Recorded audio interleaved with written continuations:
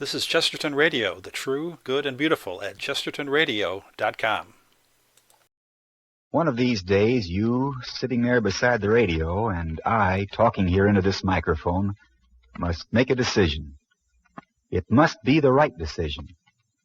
If we fail, we may never have a chance to make another, for civilization as we know it may disappear from the face of the earth. What you are about to hear is not designed to scare you, but it might, because it's true.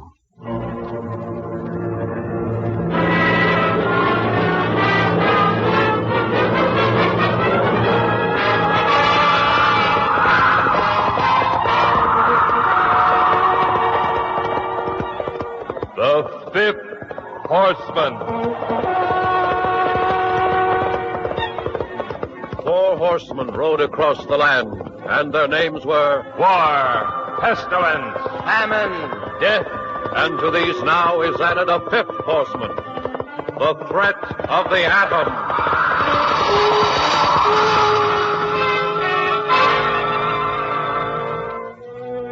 The National Broadcasting Company and its affiliated independent stations present The Fifth Horseman, written and produced by Arnold Marquis. Here is the plain truth about the awesome significance of atomic energy and the hour of decision which faces mankind. Starring Henry Fonda, this is the first in the series titled Rehearsal.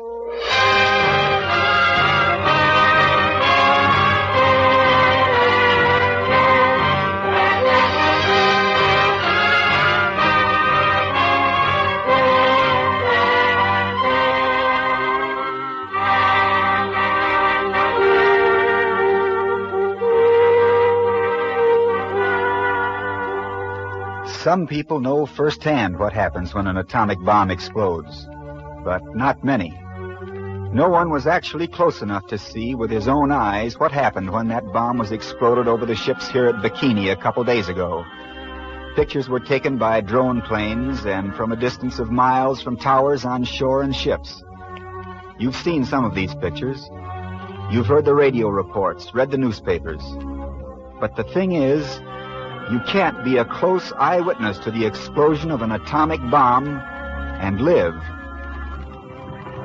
We were on a ship 18 miles away from Bikini when the bomb went off. We've seen through our dark glasses the great blinding light and the majestic cloud rising to the sky. Right now they're tallying the damage done, assessing the damage to the ships, to the animals. Naturally, there are a lot of opinions. Most of the big battle wagons are still afloat, aren't they? And many of the animals are still alive. This was one of the reporters on our ship. Yes, they're still afloat, but in another 10 days, many of the animals may be dead. This is a scientist. From the effects of radiation? Yes. But if these ships had a thick enough shield on the decks, the animals below would probably be safe. Uh-huh. It would have to be a pretty heavy shield, several feet of concrete. And so far as the damage to the superstructure is concerned, all that means is we've got to build the ships with no superstructure. Uh-huh. But what difference does it make if a battleship is not sunk by an atomic bomb? If the families of the crew back in the United States are killed by one? Well... And what difference does it make if a battleship is not sunk by an atomic bomb, if our cities can be wiped out by them? He's right. Atomic bombs are weapons to be used against cities and civilians, not against armies and navies. Make your ships unsinkable. But that will not save your cities and your people. You sound as scared as Mr. Scientist here. I am. He was at Hiroshima.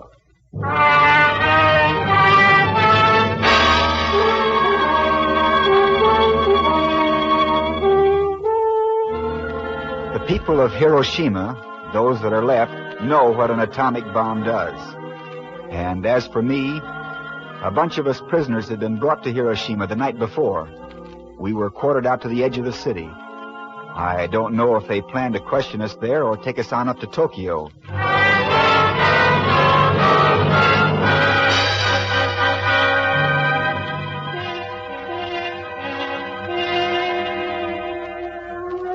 We were up early. There goes that little old squeaky siren again. That's the second time. Yeah, I thought it never would stop about an hour ago. Whee! Yeah.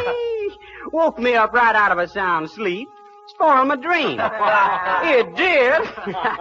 And what was it for? I didn't hear no planes. Ah, shut up, Mississippi. Maybe this is the last call. Maybe they're coming now. It stopped. It must be the all clear. I don't know why our guys would bother coming over here. There's a strong garrison here. How big? Well, we could overpower them and get away. Sure, there's 5 of us. Man, look at that sun out there. Beautiful day. Yeah. Sun shines here just like it does in Mississippi. No. I wouldn't be mad at nobody today if they'd let me go home. I mean it. We ate our breakfast. Rice, fermented beans, soup, and pickles. We waited for the guards to come and get us. From the barred windows, we could see the people going to work. Kids playing. The streets were busy. Office workers, clerks, bankers going to their desks. Streetcars, automobiles, bicycles. That's the way it was until 8:14 that morning. Then the room we were in suddenly flooded by the brightest light that man has ever seen on this earth. What's that? That light? I can't see. That heat, it's like a furnace. He was standing in an open window. He had looked into the face of the bomb, perhaps from 2 or 3 miles away. I'm blind. I can't see. I'm blind!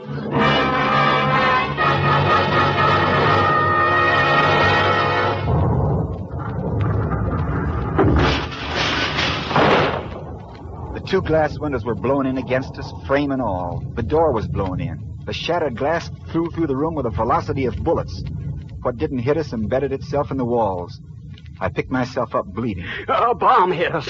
A bomb hit us. It must have landed right outside. It just missed us.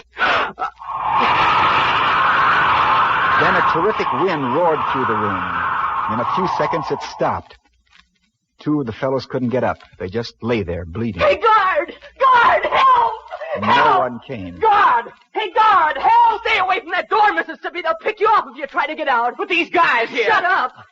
We did what we could for the fellows on the floor. They were bleeding pretty badly. Hey, look at this. What's this on my arm? Where? Right here. Right here across my forearm. It's a blister. It's as big as a hen's egg. That's what it was, a blister, the kind that rises from a flash burn. I can't see. And my face burns. My chest, too. The face of that boy was all flash burned. No, not all. We found out later. He was facing a barred window, and its shadow was tattooed on his face and on his breast. The skin was scorched, except where the shadows of the bars fell. Hey, look at the wallpaper. The wallpaper started burning. We tore it off and stamped the fire out. Get that paper down! Get it down! I tried to figure what had happened. It must have been a strange bomb to burn us like that and blow in the door and windows. It must have landed very close. But there was such a long time between the flash and the blast, as if the explosion had occurred far away. I went cautiously to the open doorway. There ain't no place a bomb landed out there that I can see. I could see no bomb crater. Hey, look at those buildings down there. They're all blown down. The buildings around us looked as if they'd been demolished by a tornado. One of them's on fire. Look! And look at the woods over there across the valley. They're on fire, too. Flames were sweeping through the woods like a forest fire. Then I saw the city. Hey, the whole city down below's on fire. A white sheet of fire was rising from the city. Not one fire, but 1,000 fires. And a great plume of smoke and dust rising thousands of feet into the sky above them. What's hit us? What's hit us?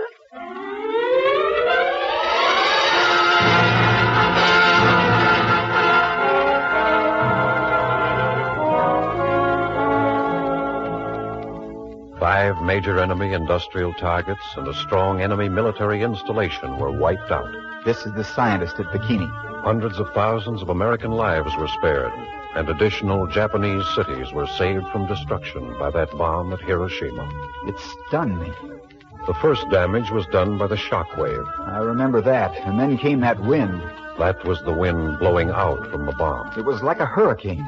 It was a super hurricane, about 1,000 miles an hour for a few seconds. Yeah. When it was over, we were all on the floor. It's no wonder. It was that wind that snapped off the trees and knocked over all but the strongest buildings and carried away the lighter buildings and streetcars and automobiles like cigarette papers in a gale.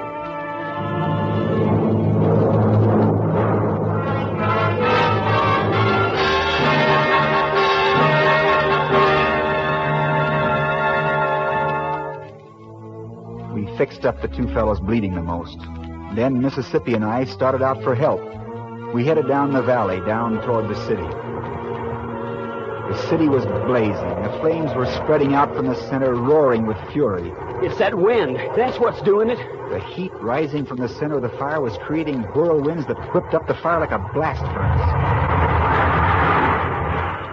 Look out! Look out! That tree!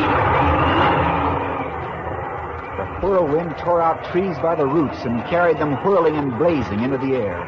Great trees weighing tons, turning end over end, twisting crazily through the flaming debris that filled the air. Get down! Get down! We lay down and hung on. Look at that. Every place one of them burning trees or burning planks comes down, it starts a new fire. We could see the new fire springing up. We just lay there and looked. No pictures were taken of that fire.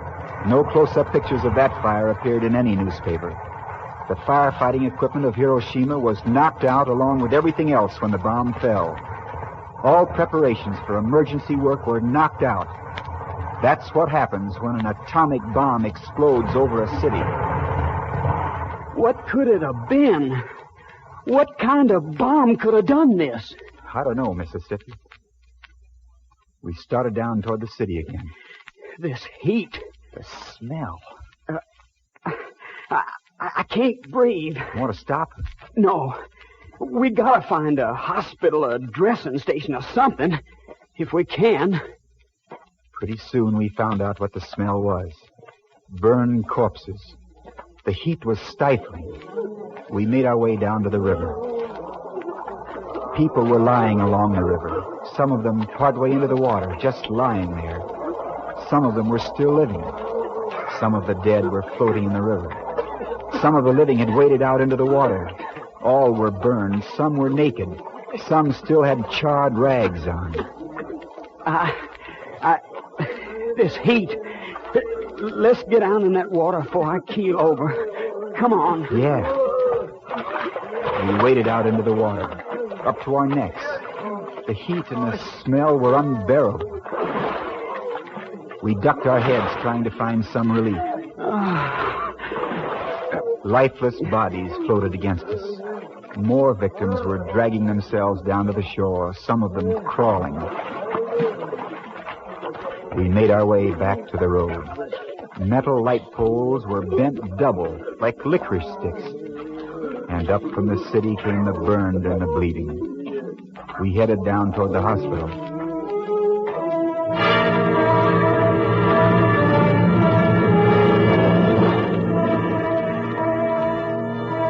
We came to a steel frame building.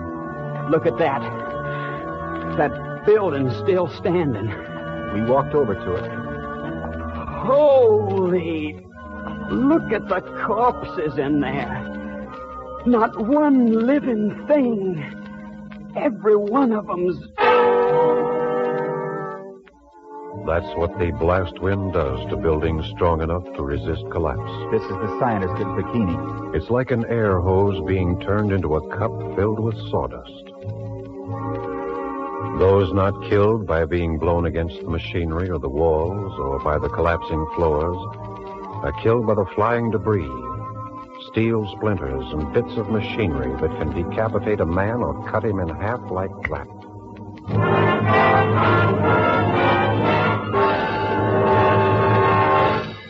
The burned and wounded who could still walk dragged along or carried those that could not walk. Help us, please. Help us. Look at that one. The burns on him. Help us. Help. He dropped. Look, he fell down. Come on. We went over to him. How could a guy... Oh. He's dead, Mississippi. Yeah. There were dead everywhere. Some of them had been charred black. Some were in sitting positions. Some, badly burned, had crawled under streetcars and automobiles, thinking to save themselves from the bombs to come. And there they died. How can we ever find a hospital? There can't be no hospital down there. Everything's gone. As I stood there, my mind reeled. In the flash of an instant, a city had been destroyed. Everything suddenly had come to an end. The entire structure of society suddenly had been destroyed. All personnel, all records, all machinery, everything by which men work and live together. Industry had ended. Suddenly there were no telephones, no telegraphs, no trains, no streetcars, no automobiles. The stubs of buildings, twisted wreckage, rubble, smoldering fires, and ashes.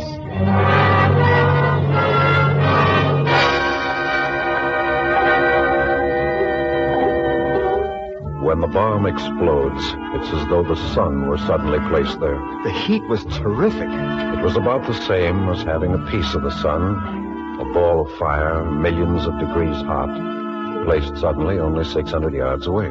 That's what must have charred all the people who were not in the buildings. Yes. And those who were protected and were not burned were shot through by radiations. And they died anyway.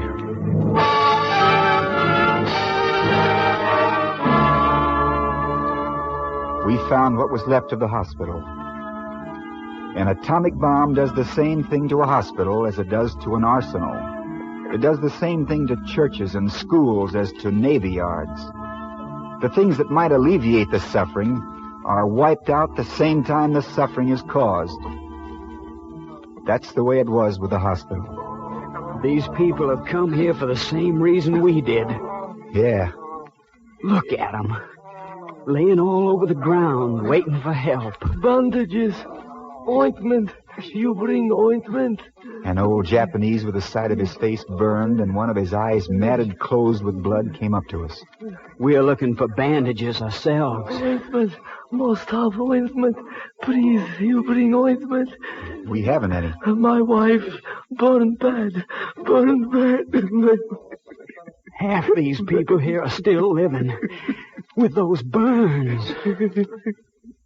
A makeshift dressing station had been set up near where the hospital had stood. More people were drifting in. There was nobody there but a German priest. Nothing can be done for them. All our dressings and all our drugs are gone. None left at all? None. Oh. We had only enough to dress the big wounds of the first ones. Yeah. Father, you come see my wife. My wife, please. Where is she? Quick, you come this way. Yes. This way, quick. My wife, she needs you. The priest went with him over to where his wife was lying on the ground. He knelt down over her. We went over where they were. Who would that none should perish who believed and trusted in thee? According to the multitude of thy tender mercies, look favorably upon thy servant, whom the true faith and hope of Christ do commend unto thee. Visit him in thy saving power, and through the passion and she's lucky she's going. What do you mean, lucky? I mean... Yeah, I know. That might have been one of us. It still might. Yeah. I am the resurrection and the life. He who believeth in me, although he be dead, shall live. And every one who liveth and believeth in me shall not die forever.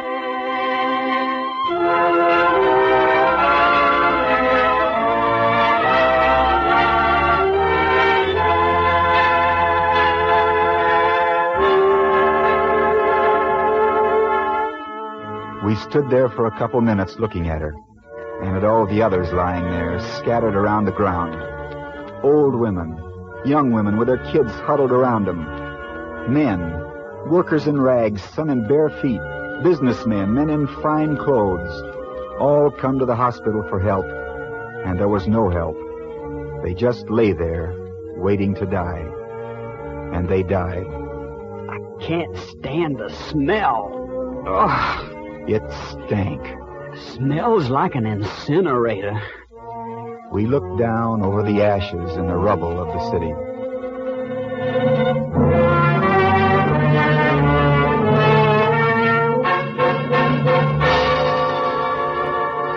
95% of Hiroshima was destroyed with the one blow. There were dead everywhere, Mr. Scientist. Yes, about 100,000 of them in all, not counting the wounded and the missing. The missing. No one will ever know how many are missing. They simply disappeared. Many more died in the days following. Yes, they died on the roadside, in neighboring towns and villages. Some got to faraway cities, died there in hospitals or in streets.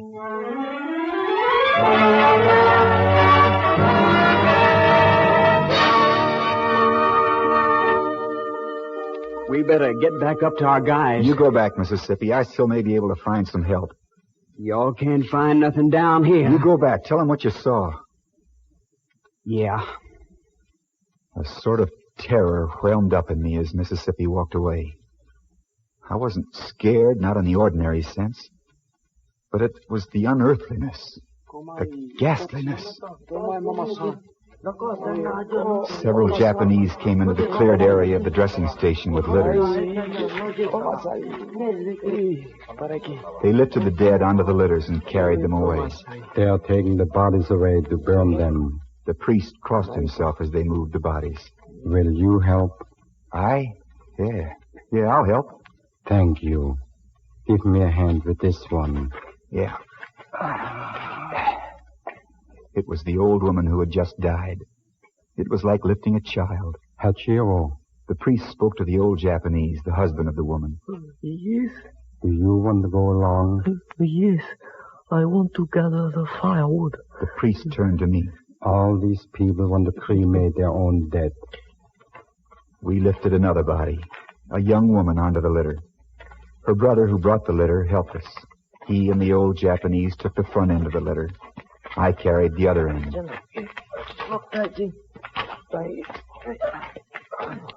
We walked out over the rubble and the ruins.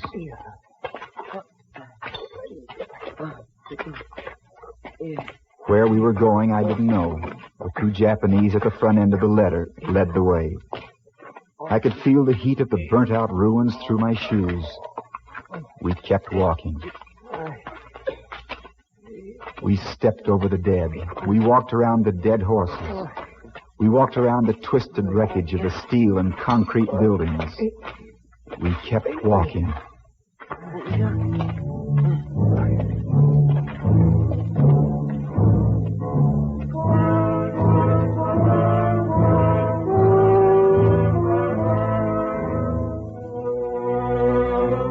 We put down the litter many times before we arrived at the entrance of the valley above the city.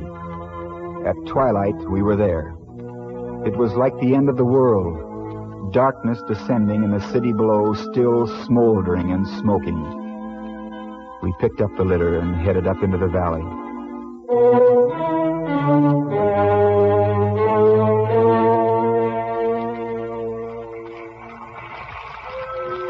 I'll never forget that night.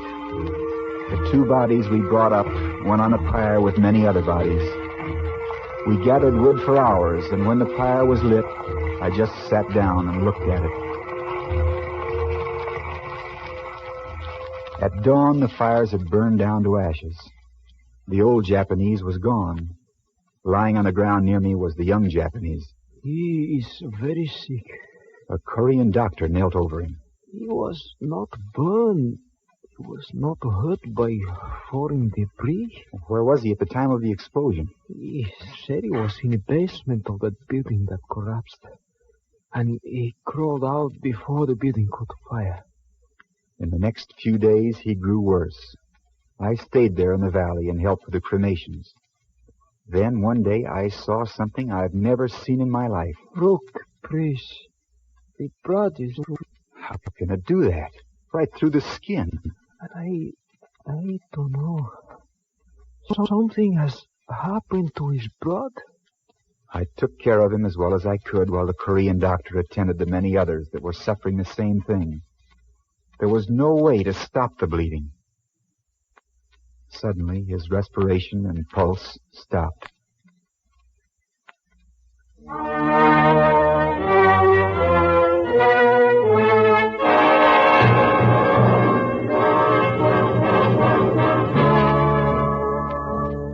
He died died from the effects of the gamma rays from the bomb. Apparently he was not hurt when I first saw him. That's the nature of such injury. The gamma rays, which travel at the rate of 200,000 miles a second, went through him at the instant of the explosion. Right through him? Yes, the damage is instantaneous. The radiations destroy the white corpuscles in the blood. The corpuscles that fight infection? Yes. The victim has nothing with which to fight infection, so he dies. That's what happened to that young scientist, Dr. Louis Slotin, at the Los Alamos laboratory just a few weeks ago. I don't know how many died the same way at Hiroshima. No one will ever know. And, Mr. Reporter, that's what might happen to the crew of your battle wagon if it's close enough to the explosion, whether or not it's sunk by the blast of the atomic bomb. The scientist turned to the reporter at Bikini. You mean those rays can penetrate the armor of a battleship? Like X-rays go through your skin. Armor 3 to 6 inches thick? Oh, armor of that thickness would cut down the rays. But they might still kill every living thing on the ship if it was close enough to the blast. Immediately? No, but in a matter of days. And then your ship would be a floating morgue. A ghost ship with not one living person aboard. Of what value is such a battleship, even if it remains afloat? And when atomic bombs are exploded underwater, then there's a great question whether any ship on Earth can stay afloat even several miles away.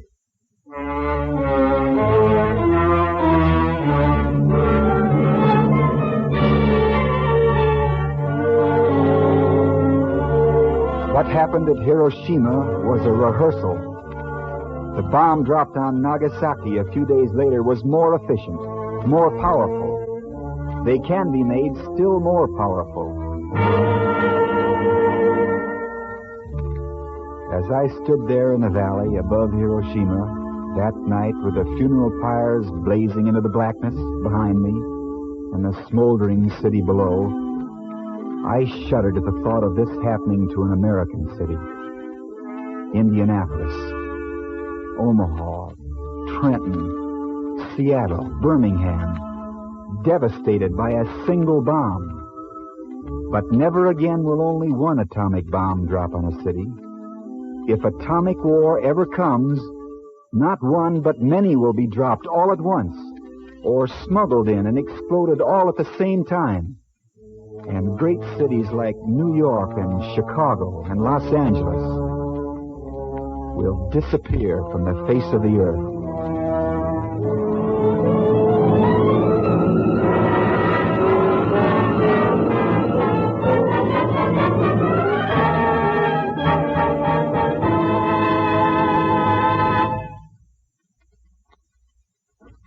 Henry Fonda will return to the microphone in just a moment.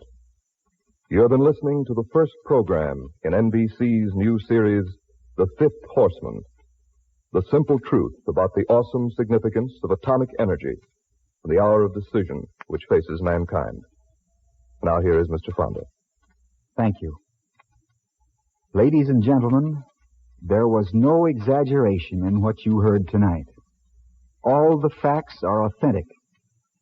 In the weeks to come in this series, NBC will show what atomic energy means to all of us and the grave problems that we face. Next week's program is titled Dawn, a story of the new age into which we are moving. I hope you will be listening. Good night.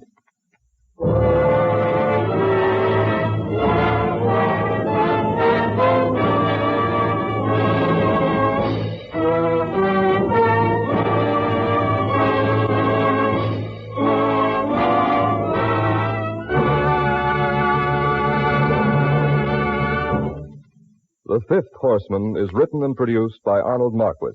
The original music was composed and conducted by Thomas Peluso.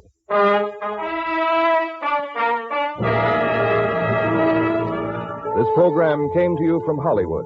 This is NBC, the national broadcasting company.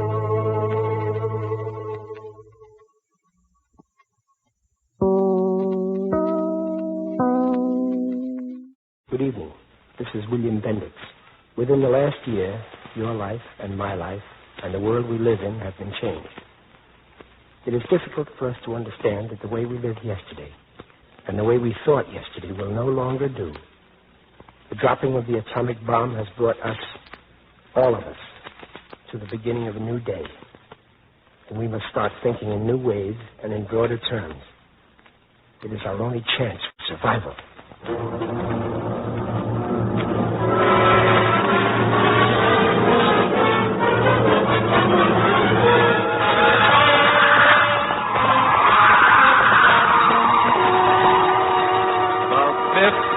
Horseman. 4 horsemen rode across the land, and their names were War, Pestilence, Famine, Death. And to these now is added a 5th horseman, the threat of the atom.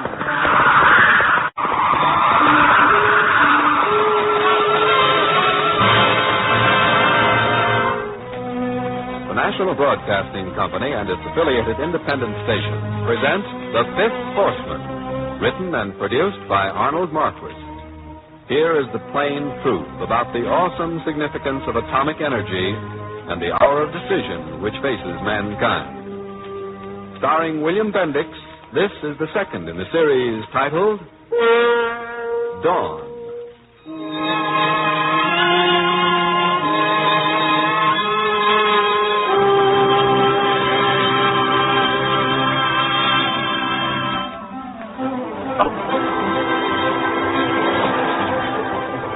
It happened on my last run that night. I'd been watching a woman sitting all by herself about halfway up the left aisle. Sharp-looking dame, about 35. Not the kind of a dame that usually rides on the subway. Anyway, not on my run. She was the woman I'd seen that same afternoon walk into the Belvedere Hotel. Yeah. She met some guy in the lobby, and they certainly were cozy. Please, let him off. Forward. All aboard. Step forward, please. Step forward. Forward. Well, Frank Wharton gets on at this stop. You know Wharton, the guy that manages all those big office buildings and apartment buildings. And he goes up and sits down beside this dame. Well, what are you doing out this time of night, Tiffany? Visiting with a sorority sister of mine. Mm-hmm. How's Otto? Oh, fine. Suppose he'll be at the station to meet you. Yes. I wanted to spend the night with my sorority sister, but, Yeah. How's Emily? Emily? Oh, fine. I'm pretty busy these days, forming a syndicate to put up a coliseum, you know. Oh, Coliseum. Mm-hmm. Oh, yes, I read about that.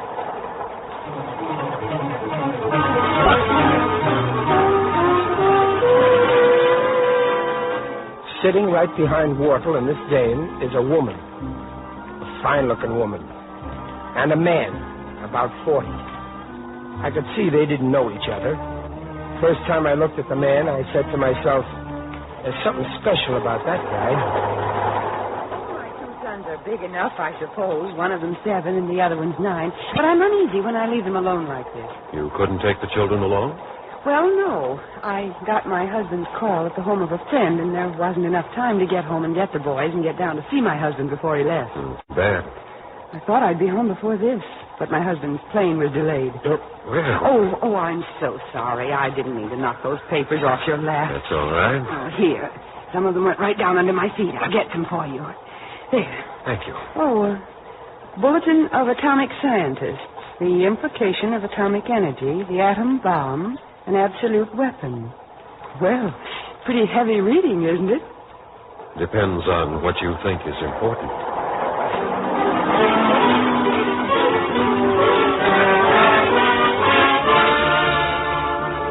Sitting right across the aisle from this woman and this scientist was Congressman Cumshaw.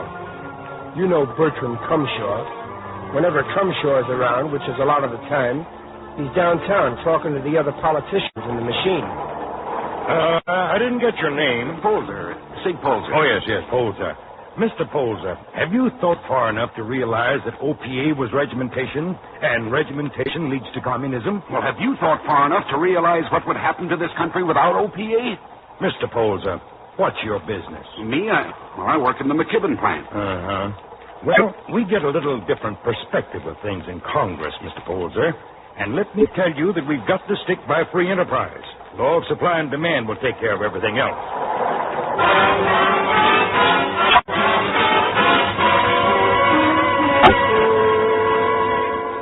Well, we were heading down under the river. The mother of those two boys was listening to that special-looking guy who turns out to be a scientist. I watched him. The guy talking very quiet, and the woman with that blank look that people have when their mind is 1,000 miles away. In the seat in front of them, Frank Wardle was talking very personal to Stephanie. And from what I could get, he wasn't talking about business either. He was getting very chummy. All of a sudden, the train stops. Oh, I couldn't on Tuesday. Oh. That was Stephanie. Well, what's wrong here? Take your seats, everybody. Take your seats. Turn on the light. Keep calm and take your seats. Heavens, it's dark. Something's happened. We're right under the river. Are we really? Yes, I think we are. Turn on the lights. Conductor, turn on the lights. Come on, turn on the lights. Let's go. I snapped on the emergency lights. And what I saw almost scared me. People in the aisles. Some of them jammed against the doors. Some of them standing on the seats. Everybody in your seats, please. Look at this. People trapped 30 seconds in the dark, and look at them. Yes. Are you scared, Stephanie? Not me. I'm in no hurry to get home. Well, we've got to get out of here.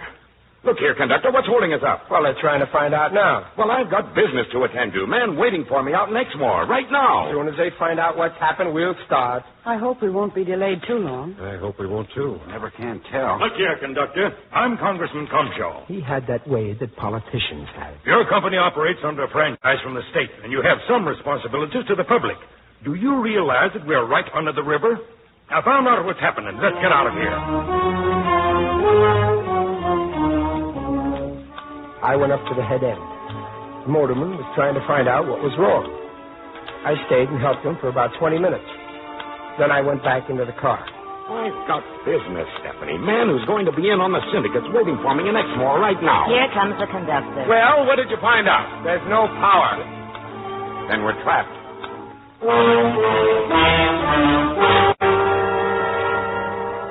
Well, I'm going anyway. Get out of my way, conductor. Sit right down where you were. Pitch black in that tunnel out there. We don't know what's happened. You'll get killed. Get out of my way. You're going to stay right where you are. Let go of me, you... Polzer jumped up and helped me. Back in your seat, and you got me sense. Take your hands off me. Do you know who I am? Yes, I know who you are. You and all your buildings and your promotions. So what? Then let go of me and let... Polzer and I shoved him back in his seat beside Stephanie. And then the scientist started to talk. You should not be frightened by this. You may have to live this way, if you live at all. What are you talking about? You're in the business of building management, aren't you? Yes, I am. What do you suppose is going to happen to all those wonderful buildings if there's another war? I'm not worried about that. You got bomb shelters under them? Underground shelters will be of little use if another war comes. It'll be an atomic war. You seem to know. I do. You could build shelters deep enough and cover them with enough lead and concrete to protect people from an atomic bomb explosion. But you couldn't keep all the people in these shelters all the time, unless you put all your factories and shops and offices there, too. So it's time you recognize those buildings and that coliseum of yours may be just empty dreams. Look, all I'm interested in is getting out of here. We're trapped and under the river. That's right. We're in a steel tube 10 feet underwater. Good protection against radiation if an atomic bomb explodes overhead. You know what?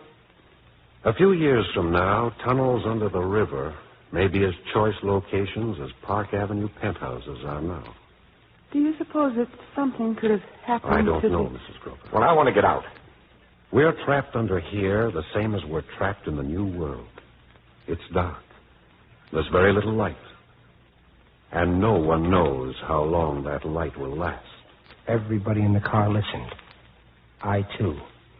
At first, I couldn't quite get what he was getting at about the world or about the light. But what he said about people and shops and offices and even penthouses being underground, that hit me like a load of bricks. Everybody having to live underground like rats in a hole. We have reached a turning point. A new world is emerging. A different world. And we'd better recognize it. Are we going to change with it? Or are we going to let it be destroyed first? We've always been able to take care of ourselves. We will never again have this chance. Not with rockets and jet planes and saboteurs armed with atomic bombs. Atomic bombs will be bursting in our cities in a war 10 or 20 years from now. As sure as blockbusters hit Berlin and B-1s and B-2s hit London in World War II. A government worth its salt will not wait for this to happen. It will order most of the people out of the cities long before war comes. Disperse them over the country. With the cities half deserted, what will happen to your fine buildings and that Colosseum you're thinking about? I'll tell you. They'll fall in with decay. That stopped Whortle. Everybody settled down, and I went up to the head end to see the motorman again. We decided the best thing to do was for him to take his electric torch and walk ahead up the tunnel and try to find out what happened. And for the trainman to walk back. And for me to stick with the passengers. When I came back and told the passengers, Whortle blows his top. And what are we going to do here? You're going to wait. The air. Is the air still all right? I think so. We've been down here more than 3 hours now. Unless there's been a fire somewhere along in the Fire? tunnel. My poor boy. It just starts. And they're alone.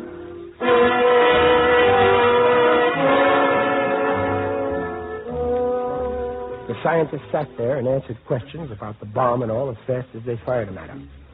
Polzer, the fellow that worked in the McKimmon plant, went over and leaned over him. You said if an atomic war approaches, the government will order the people out of the cities. If they don't do it before, it may be too late. Well, they can't move me out of the city. I own my own home. All my savings are in it. Your factory will be closed by the government and moved possibly to Wyoming or the Dakotas. Ooh, what about me and my family? What will be left to you but to follow? There'll be no jobs in the city.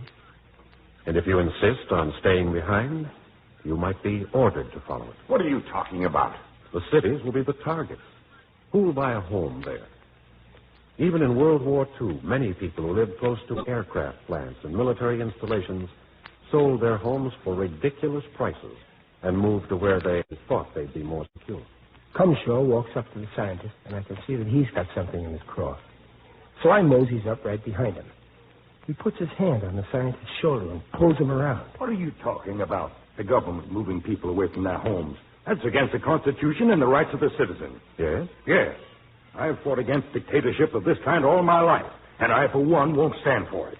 You fought to save your country? To save the rights of men and free enterprise. If you want to keep fighting for freedom, Mr. Congressman, you had better start fighting for permanent peace first. If you do not, everything else you fought for will mean nothing. There can be no individual freedom under the threat of atomic war, but only ruthless regimentation. Regimentation. That's what I mean. Take OPA. If we do not have permanent peace, we will have to have permanent regimentation, much tighter than OPA. A non-regimented nation will never be able to take a blow which might kill 1/10 or even 1/3 of its people in a single day. Kill 10 million people in one day? Yes, or 20, or 40, and the same number in other countries. I don't know anything about this, but what about our army and navy? Can't they protect us? What armies or navies did in any war so far would be of little use in a future war. How can you stop atomic rockets hurtling through space across the ocean? How can you keep atomic bombs from being smuggled into the country in small pieces and assembled? How can you keep our cities from being mined with such bombs, which can be set off by remote control? But we've got the bombs. That's the thing. We've got the bombs and the secret how to make them. And if we aren't foolish enough to give it away, who's going to attack? Yes, we've got the secret. Everyone looks at the scientist to see what he's going to say. It seems to me Stephanie is right. Cumshaw stands there over the scientist with that self-satisfied look on his face. But he didn't say he's a scientist. There's no such thing as keeping the secret. The principle is known. There are no fundamental secrets about the atomic bomb. Could we keep the secret of flying after the Wright brothers flew the first plane? Could we keep the secret of the automobile after Ford first built it? Could the Germans or the Russians keep the secret of the rocket guns? No. Once the principle is known, and it's been shown that the thing can be made to work, there is no way of stopping any nation from making it. No matter how much we dislike it, it is only a matter of time, and a short time, before all the big nations will know how to make atomic bombs. And will make them.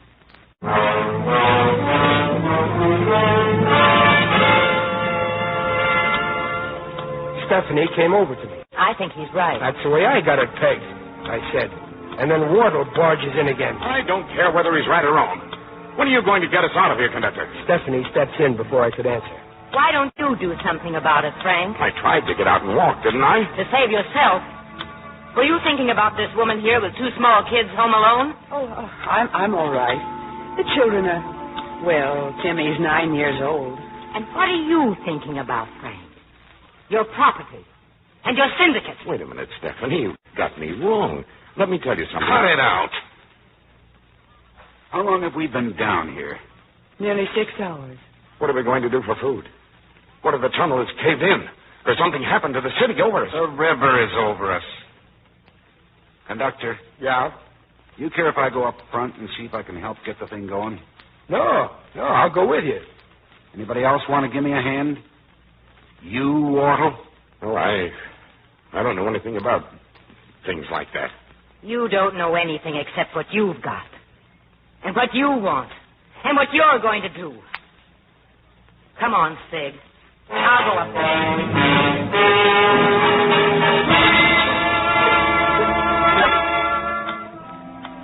Holzer was a mechanic. I left him and Stephanie up the head end. And when I come back, Wardle was talking to the scientist again. Did I understand you to say that an atomic attack would kill 40 million people in one day? Unless our cities are dispersed. They'll never be dispersed. That's invasion of private rights, and the rights... Oh, shut up. That's regimentation. Well, suppose our cities were dispersed. In that case, perhaps only 2 million would be killed by the same number of bombs that would kill 20 million now. 2 million? That would bankrupt the insurance companies. Some British companies are already putting clauses in their policies, not responsible for deaths due to atomic bombs. But it really doesn't make a lot of difference anyway, because most of the assets of the big insurance companies are tied up in properties that would be destroyed. Even if an insurance company were not bankrupt by millions of deaths, most of its assets would be a pile of rubble and ashes after the first attack.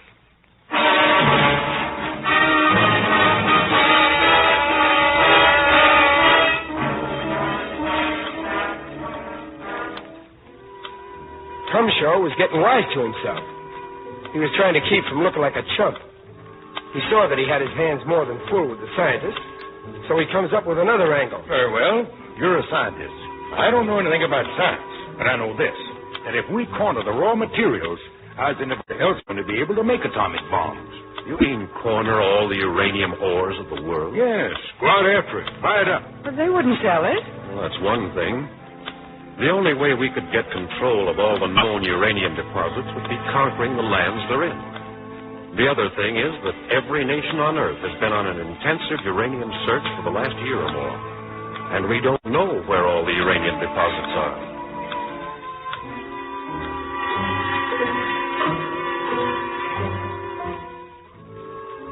Maybe the tunnel has caved in. We've been down here 7 hours now. Wardle was beginning to look bad. Sweat was standing out all over his fat face. It should be dawn pretty soon. Go on. Hey, conductor. What happened to the motorman and the trainman that went out? I don't know. They never came back, did they? Listen to the silence. The lights are burning out. Conductor, don't you have any more batteries for the emergency lights? That's the last of them. Somehow it doesn't seem so bad to me now. I mean, for myself. I'd always hoped that I could at least bring my children up. It's only them. What'll happen to them up there in this atomic world that I'm concerned about? They're not old enough to have any part in the decisions that must be made. And yet they will have to suffer if the wrong decisions are made. Won't they? Yes, they will. The light is glimmering out. It's going out. Timmy's 9. Dickie's 7. I suppose they fell asleep waiting. They'll wake up looking for me. But I'm not so concerned about that. I'm frightened of what's ahead of them. What, if there is to be an atomic war, what should we teach them? I mean, isn't it only fair that somehow we prepare them for what they will have to face? The lights went out. The lights are out. I hate darkness. I can feel it. I can feel it. I could feel it, too. The blackness closing in, making me all alone. Trapped down there in the darkness. Not a sound. Blackness and silence. I tried not to think. Down under the river and the city in that blackness. Buried alive. No one said a word. I felt like screaming. What on earth can we? I mean, could we teach our children? Our school books don't prepare them for the kind of future that's ahead of them. Unless war can be completely eliminated, our school books will have to be rewritten. But the hour is late. Then the lives of my children, and all children, are really in the balance. That is right. Your children and the millions of other children in this country, and in the other great countries of the world. Something has happened which has never before happened on Earth. A new force has been unleashed. An atomic bomb is not just another weapon. It's a decisive weapon. It's a weapon of saturation. Even if 90% of the atomic bombs directed toward one target were warded off, the other 10% would destroy us. And even if all atomic bombs could be prevented from falling on us, atomic bombs could be smuggled in to destroy us. When he stopped talking, it was like everything stopped. The blackness rolled over me like an ocean.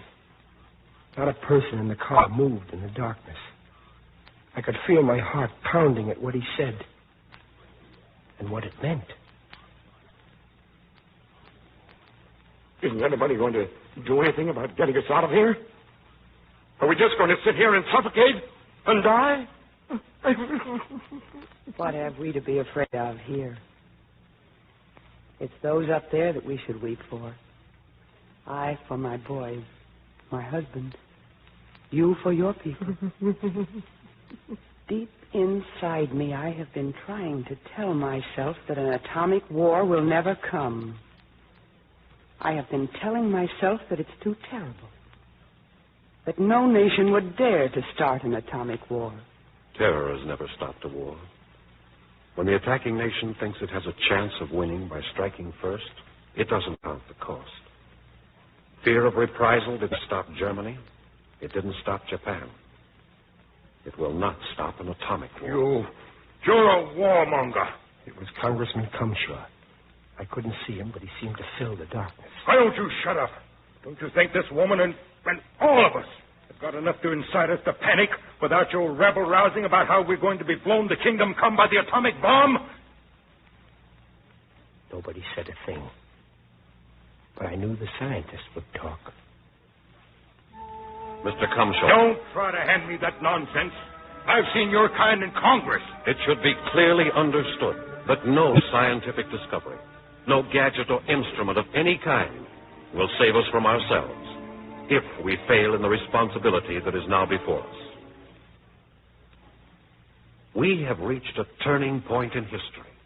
Everything's changed. We stand at the dawn of a new day. We have the opportunity now to end war forever. It is our only chance. Only chance? What chance? The lights are on. Everyone all of a sudden there. All of a sudden the lights were on. was in the aisles yelling and laughing and crying. The scientist just sat there in his seat, looking at all of it. And all of a sudden, the train started to move. And here comes back from up front the guy that works in the McKibben plant. And Stephanie, the gal that went up there with him. Here, help to fix this. Congratulations, Folder. Congratulations. Who's running the train up there? Well, the engineer. He came back after the power went back on. What was wrong? Just the switch. Somebody ought to be made to answer for this. Somebody's responsible. There ought to be an investigation. Yes, keeping us trapped down here under the river all night. And me with a man waiting out at Exmoor to sign the syndicate papers for the Coliseum. And what did you do about getting out of this jam? What do you do about anything that doesn't pay you money? Now, wait a minute, Stephanie. Wait a minute. When the chips were down, it was the little man. It was Sig Polzer that did something about it. Well, Stephanie, about Wednesday. Skip it. I'll be glad to get back to Otto. The scientist and the woman and the two kids just sat there without paying any attention to the jabbering that was going on around them. Stephanie's right, isn't she? About the little people? Yes. Yes, she is. It's the people we meet in our everyday lives, the ordinary people, who must understand the jam we're in and must help us find a way out. Oh, look. We're coming out into the light. A new day is starting. Yes. It's dawn. I hope it'll be a nice day. Nothing ever looked so good to me as that light as we came up from underground into the dawn. I was beginning to see what this scientist meant about the new day. Everything's still looking the same, but everything different. And as we rolled along, I looked ahead at Sig Polzer and Stephanie, sitting up there together, and Wortel sitting up there in one seat, all alone, and Cumshaw sitting in another, and the mother sitting there beside the scientist. And I wondered if they'd change, too, or if they'd go back to living just like they did before. The train kept rolling, and I just kept looking at them and wondering.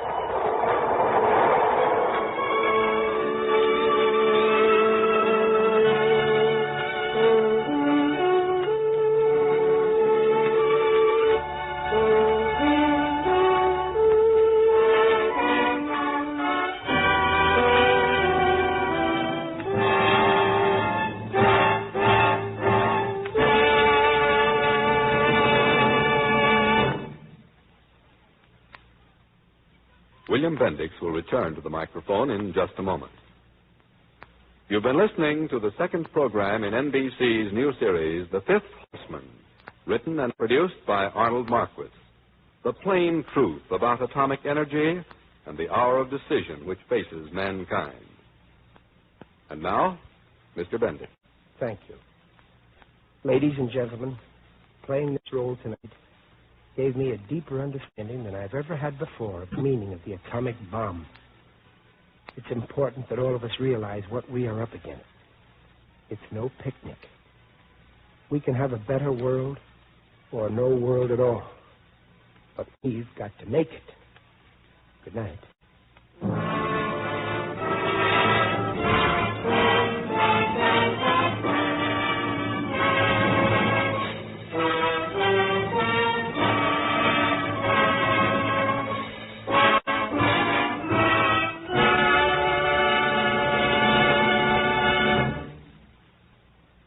Listen to next week's program of The Fifth Horseman, titled Promise, the story of the new world that can be built with atomic energy.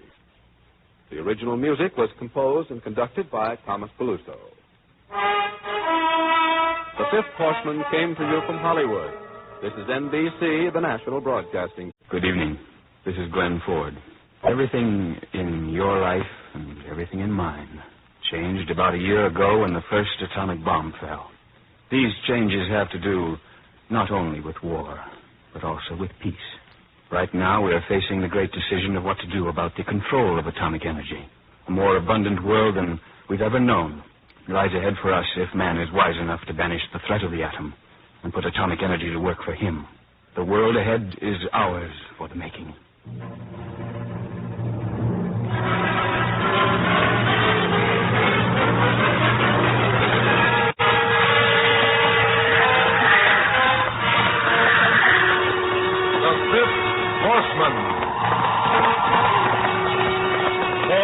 horsemen rode across the land, and their names were War, Pestilence, Famine, Death. And to these now is added a fifth horseman, the threat of the atom.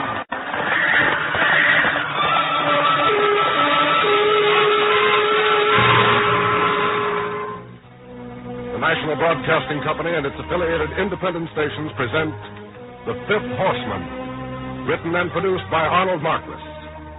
Here is the plain truth about the awesome danger and the great promise of atomic energy, and the choice which faces mankind. Starring Glenn Ford, this is the third in the series titled Promise.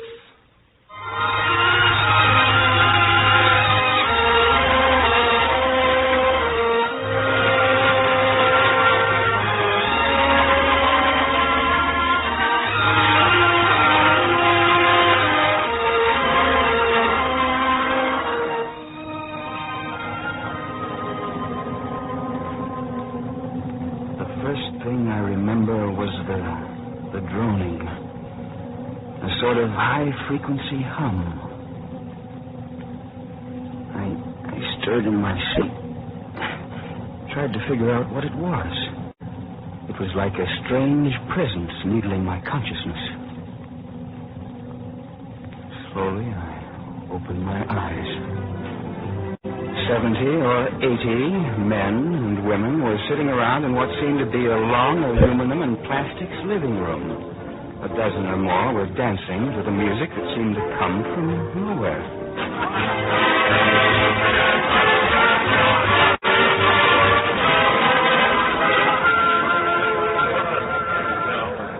I discovered I was seated in a deep sofa. There was a woman beside me. Suddenly, she turned toward the window and inadvertently touched me. Oh. She drew away from me. Oh, I didn't see you. I didn't know. I wasn't aware that anybody was here. I just looked at her. I hadn't seen you aboard. Aboard? You get to know most of the passengers. I looked out of the window. Sky.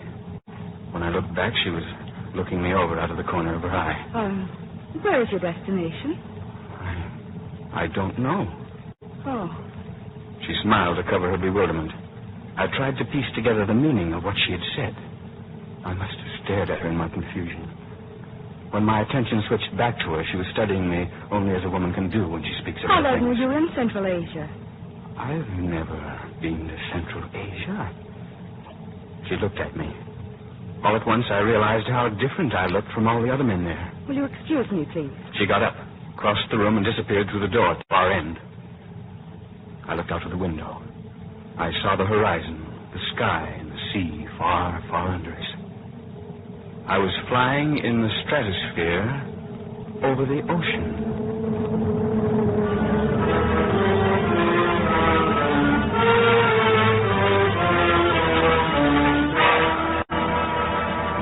How did I get there?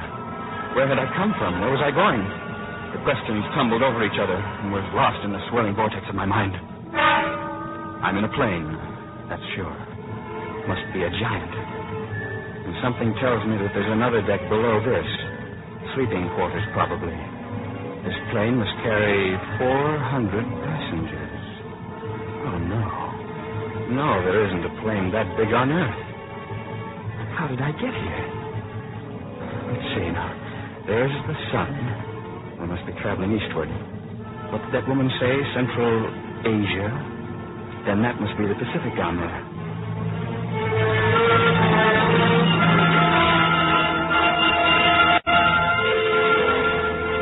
An official came directly to me. If you don't mind, sir, would you let me have your name? I told him. He thumbed through some papers. Your name doesn't seem to be on the passenger list, sir. I didn't know what to say. You must have boarded in Central Asia. I've never been in Central Asia. This is a non-stop flight from Central Asia to Samoa. Is it? Would you mind coming with me, sir?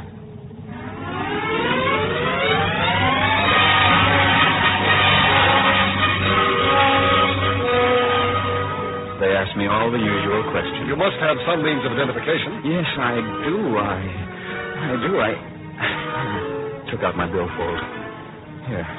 Here's my driver's license. Yeah, thank you. I just got it last week. Strange-looking thing. Why, this was issued July 10th, 1946. That's what I say. This is 2050. What? This is the year 2050. That license was issued 104 years ago.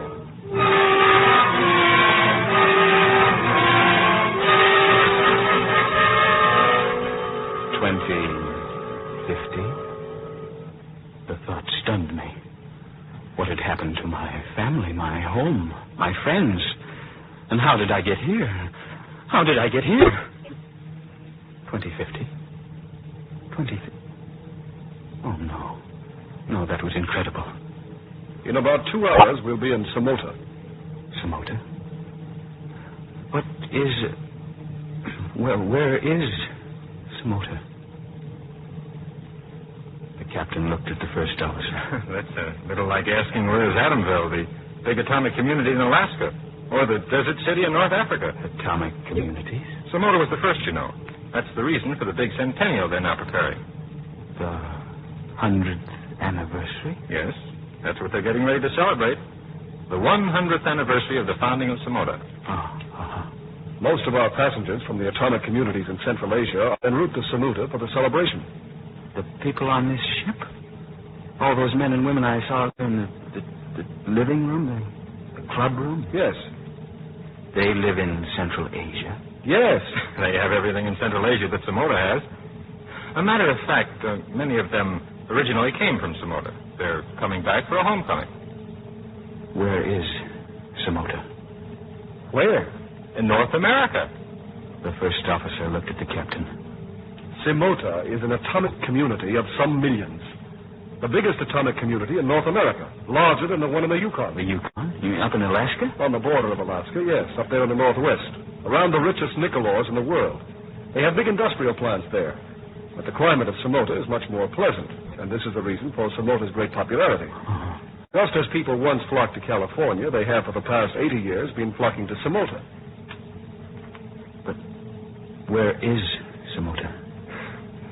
It seems a little strange to meet somebody who doesn't know, but the community of Samota is situated in what is still called by tradition the Great American Desert. Most of it is now fertile green land due to atomic power which made large-scale irrigation possible.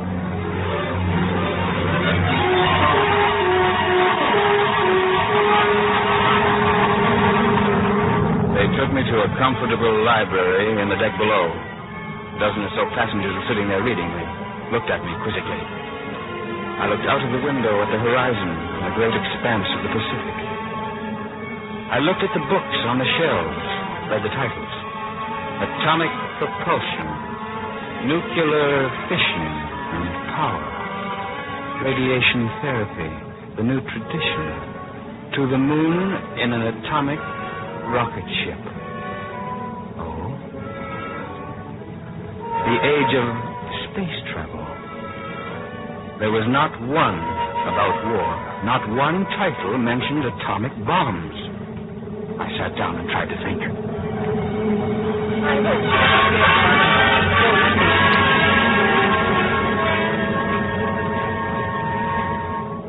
I hope you'll forgive my gaucheness. The young woman I'd sat next to in the living room above was there in the library. Her name was Star. I was so startled that So was I. When you said you'd never been to Central Asia. Yes. Yes. Are you going to Samota? That's my home. I'll be so glad to get back. I've never been to Samota. Where have you been? Were you born in Samota? Yes. So were my parents and my grandparents. But my great-grandparents were immigrants. They came from New York. They never did like the crowded city. And when Samota was first laid out in the desert, they were among the first ones to come out there and settle. You see, great-grandfather was one of the men who worked on that atomic bomb. Your great-grandfather? Yes. In a small way, he was a laboratory assistant in that place in New Mexico when they made the first bomb. That's why he had so much faith in Samota. Most people at that time, back about 1950, didn't realize what could be done with atomic energy. There's no place like it today. Green and lush. I like it better than the atomic communities in Central Asia and Central Australia. You haven't been there, I suppose. No, I haven't. Well, where are you from? Oh, well, I'm from Racine, Wisconsin. Oh, yes. I bet atomic energy changed that town, all the factories. Yes. Now, about Samota, you said it was green and lush, eh? It is. The big pumping stations are run by atomic power, so there's plenty of water. Well, where does the water come from? They pump it up from under the desert. Oh. The fruits and vegetables are wonderful. Of course, my brother always raves about the mangoes and coconuts he gets up in the Yukon. But I notice when he comes home weekends, he eats as much of our Samota fruits and vegetables as I do. Mangoes and coconuts in the Yukon? They grow everything up there. Those big hothouses. Oh, listen. San Francisco. 9 cases of the same strange sickness that has been reported from New York have been discovered here in San Francisco. All medical facilities have been mobilized to prevent the outbreak from becoming an epidemic. Will you excuse me, please? Of course. I'm going to my stateroom to talk to my folks in Samota.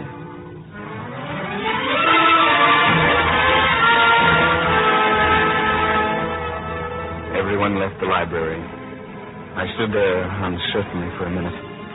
Then I sat down and looked out of the window. There was the coastline. The speed we crossed that coastline gave me the first inkling of how fast we were traveling. We were over the mountains, and there was the desert. And there was Samota. The biggest community I'd ever seen in my life. My heart pounded with excitement as we came down to a landing.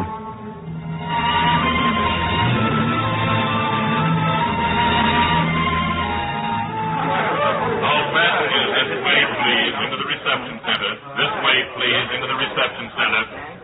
I hope you'll come and see us. Oh, yes. Radio me anytime. Here's my number. She was gone. The guards were waiting to take me to the Office of Science Administration. The captain went along. I wondered about that sickness in New York and San Francisco. What kind of a disease is it, Captain? No one seems to know.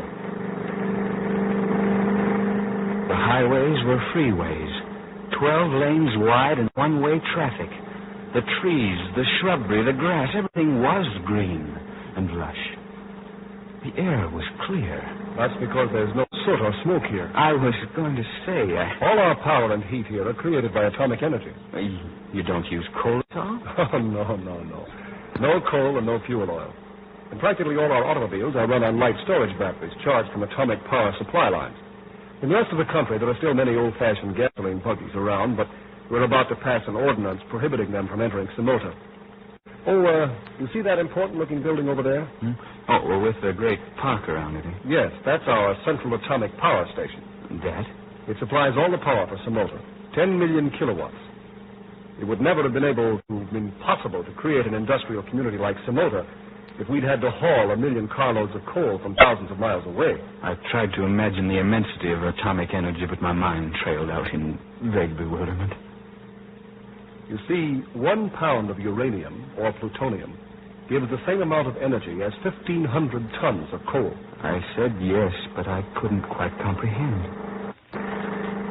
We sped down the broad freeway into the heart of Samota. The gleaming, spacious houses, the plastic-paved streets, the broad, shady parkways. Everything told me that this was a different world, a different time. We drew up to a spacious hospital building.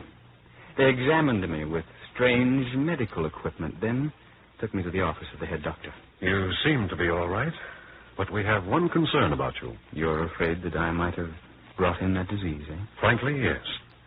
It's moving inland from both coasts, and since we cannot seem to find out where you came from, it will be necessary to keep you under observation for a few days, if you don't mind.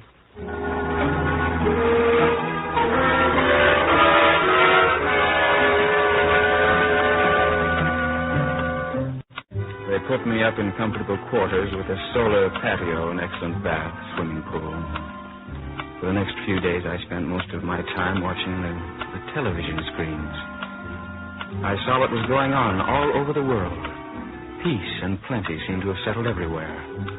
The new atomic cities in North Africa, Central Australia, Central Asia, Alaska, and Iceland, and on previously barren Pacific islands, had become centers of a new civilization. There was a great feeling of community between the citizens of these atomic communities all over the world, and it helped to bring the nations of the world close together. And then I saw New York. That's what shocked me most. What had happened to New York? The scientist dropped in frequently to talk to me. This industrial development of Samota and other atomic cities would not have been possible if fuel oil or coal had to be brought in, or electric power lines carried far overland. Oh, then coal is no longer transported around the country? Only on short hauls. Nowadays, coal is used for better purposes, to make gasoline and lubricating oils and plastics and medicines and thousands of other things we cannot make from uranium. Coal is too precious to burn.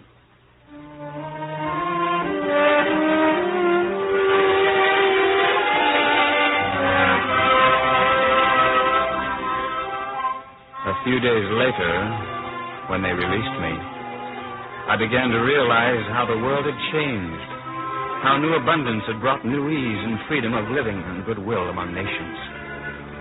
Yes, I'll come over and pick you up. I talked to Star by radio from my quarters. I'll be there in 15 minutes.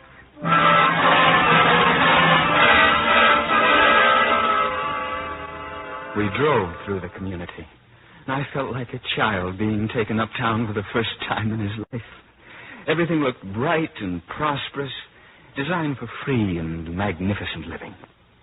We drove out to one of the great bauxite mines, luminous smelting works. You act as if you've never seen anything like this in your life. They refine the bauxite right here when they mine it? Well, of course. It seemed incredible. I remember how they used to mine the bauxite in one continent and haul it across half the world to be refined into aluminum where there was cheap water power. They do this with all ores? Of course. They even extract the uranium from the pitch blende ore and make plutonium right at the place it's mined, up at Great Bear Lake. And then they fly it in small amounts to all the places it's used, here and all the other places. And all the power here in Samota comes from that uranium? Yes. That and plutonium. You know something? No, what? I don't know whether to believe you or not.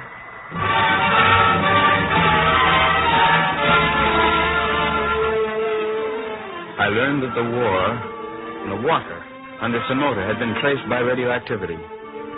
They designated the site for the community right over a subterranean lake.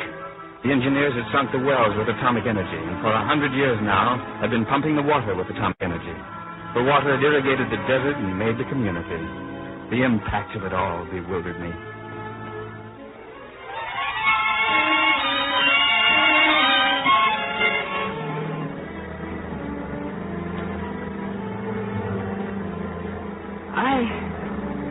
I think I'm becoming ill. I looked at Star. She was white. My head ached. It suddenly occurred to me she was really the only person in this new world that I knew personally. The only one who had any interest in me. She stopped the car. You drive. Get me to the clinic, please.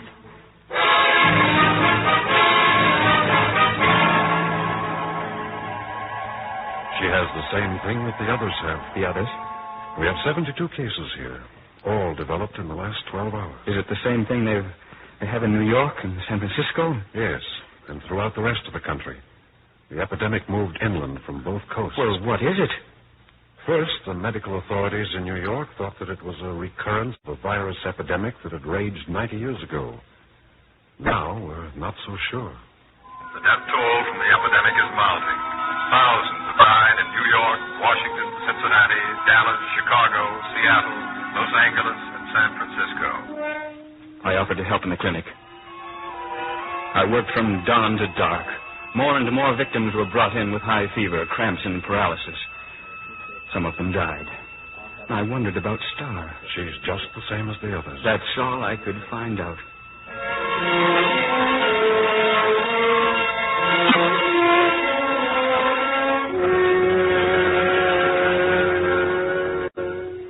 They were working working with hundreds of different radioactive elements and compounds in the hospitals at Samota, all made radioactive by atomic energy.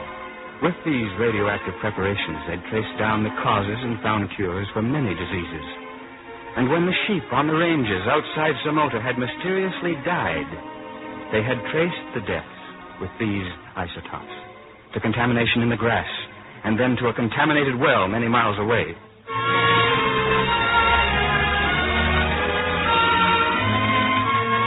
We think we have isolated the virus that caused this disease. The scientist held up a small vial with a tiny bit of what looked like glycerin in the bottom. Now we're going to identify this virus and prepare an antibody for it. With the help of radioactive isotope analysis, we have developed an identification system for proteins, and virus is a kind of a protein, much as police experts identify fingerprints. They sent the virus for identification to the Central Protein Identification Laboratory in Cambridge, in England. They submitted it to different tests in which radioactive tracers played an important role. We tried out various keys to see which ones fitted the locks. That's how he described it to me. Now the virus is back from England with the identification card showing the pattern of its structure. Now we can order from the Central Antibody Laboratory at Rio the antibody to fit this particular virus. Star was growing weaker and weaker. 3 days later, a plane brought the antivirus compound from Rio. We have not yet found an animal which could be infected with this new virus. Dogs and guinea pigs and rabbits all did not respond to it. So we have no other way but to try it out directly on humans. I want them to try it out on me. No, Star. No, let them try it out on somebody stronger. Give yourself a chance. I want them to try it out on me. Tell the doctor I'm ready. They tried it on her. She has a very high fever and delirium. I watched by her side all that day and that night.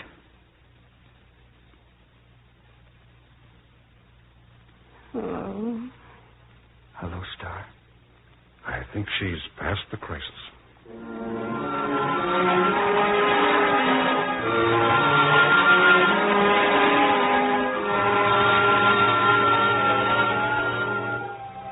What they learned that day at Samota went out to medical centers all over North America and all the world. The great research centers in Europe, Asia, Africa, Australia, Greenland, Antarctica. All knew about it within an hour. As new discoveries were made, they were immediately radioed to all the other research centers of the world. Soon reports of the results of the new treatment began coming in. San Francisco, the epidemic is slackening off here. Fewer new cases have been reported, and New York, the death toll from the epidemic has dropped off perceptibly here, and indications are now... Chicago, no new cases have developed here, and the death rate has returned almost to normal with a few cases. By the end of the week, there was not one new case in Samota. I sat down and reflected at what had happened. An epidemic had endangered North America, and the science of the entire world had joined forces to overcome it. And now, Samota could go ahead with its centennial. For weeks, I'd been so busy, I hadn't thought of what had happened to my world, the world of 1946. And suddenly all this unreality became unbearable. It couldn't be true. It couldn't all this. It couldn't. Where are you going? Star came in. I'm going to leave. Where are you going? Well, I don't know. But I'm going to get away. Leave me? Yes. She stood there and watched me as I walked to the door. Goodbye, Star. Goodbye. I went out into the moonlight, got into the car they'd let me use. I'd send the money back for it when What was I talking about? How could I send money back? I pulled away down the broad freeway out of Samota.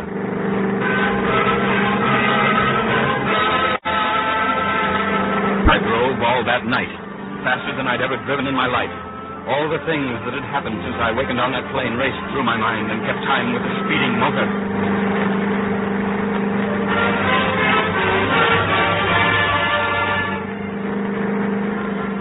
As dawn came, I began to get the feeling that I was in a familiar country.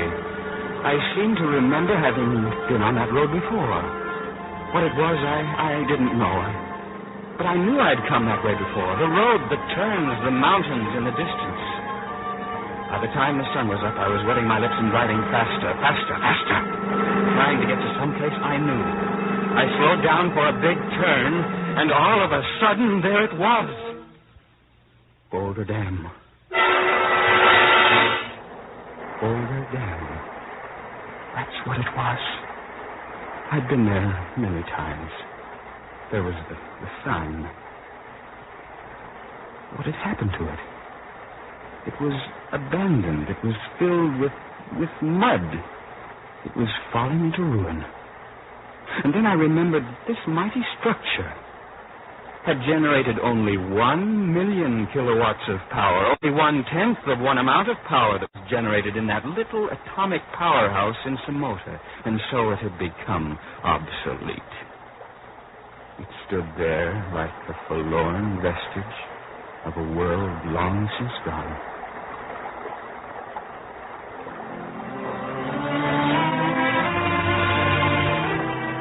Then this really was the year 2050. I wondered what happened to the world of 1946. The nations must have gotten together somehow and prevented atomic energy from being used for war. But how did they do it? Then I remembered what I had seen. In the streets of Samota, there were several young Chinese, Spaniards, and Russians wearing gold badges with the letters ADA, and suddenly it struck me. That must mean Atomic Development Authority, the plan for international control that there was so much talk about back in 1946. It must have gone through.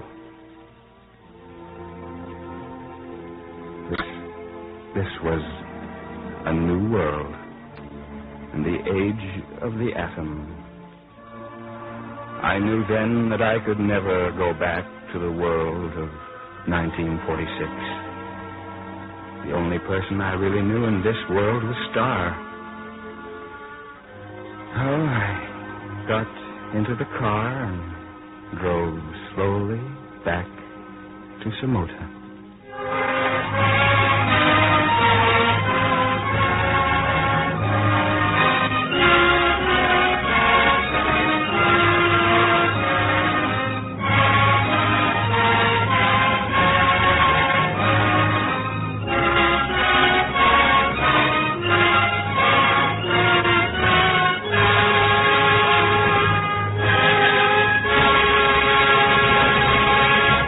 Ladies and gentlemen, you have just heard Glenn Ford in the third program in NBC's new series, The Fifth Horseman, written and directed by Arnold Marquis.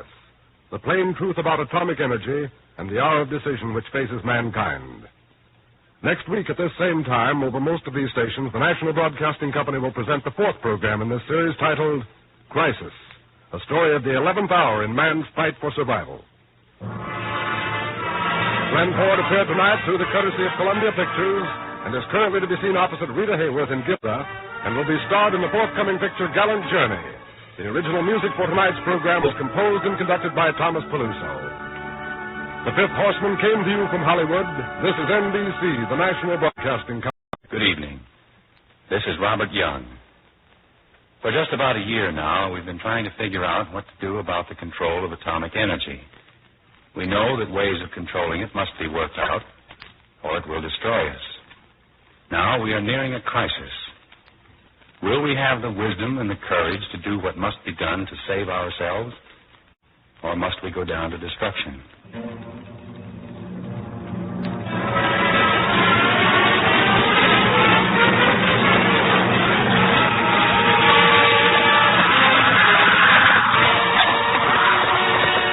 The Fifth Horseman.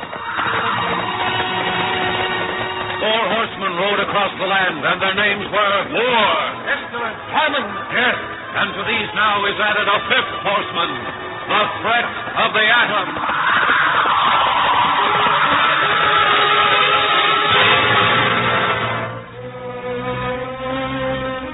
The National Broadcasting Company and its affiliated independent stations present The Fifth Horseman, written and produced by Arnold Marquis.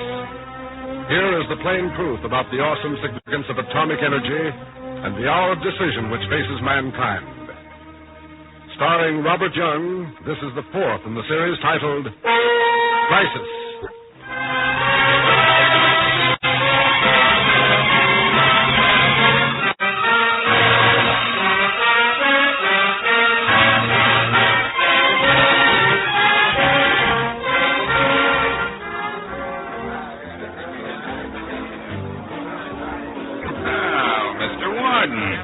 Haven't seen you down here at the club for quite a while. No, I've been pretty busy. Writing? Oh. How's it with you? Oh, busy. You know, gotta turn over an honest dollar. Yeah. Well, here's to you. Yeah. Well, Warden. As I live and breathe. Hello, Smug. Oh, Smug, how are you? Charlie. Well, Warden, what are you doing with yourself these days? Writing something new? No, just vegetating. Good thing to do if you can make a living at it. I've got to work. Hey, that's Hackamore on the air, isn't it? Yeah, I guess it is. Hey, Nibs, turn up the radio so we can hear Hackamore, will you? Once again, the United Nations Atomic Commission has adjourned after a long wrangle over the matter of international control. It's a deadlock. It must be obvious to every thinking American that the matter of international control is now a dead issue. It is now 1948. He doesn't know what he's talking about. He's got a big following. Yeah, he's doing all right. What he says is not only nonsense, it's poison. Oh, Hackamore? I'd take his word any day. Hackamore's all right. Who's he hurting? Atomic bomb was developed in this country. All the technologies of working with atomic energy were worked out by us and paid for with our money.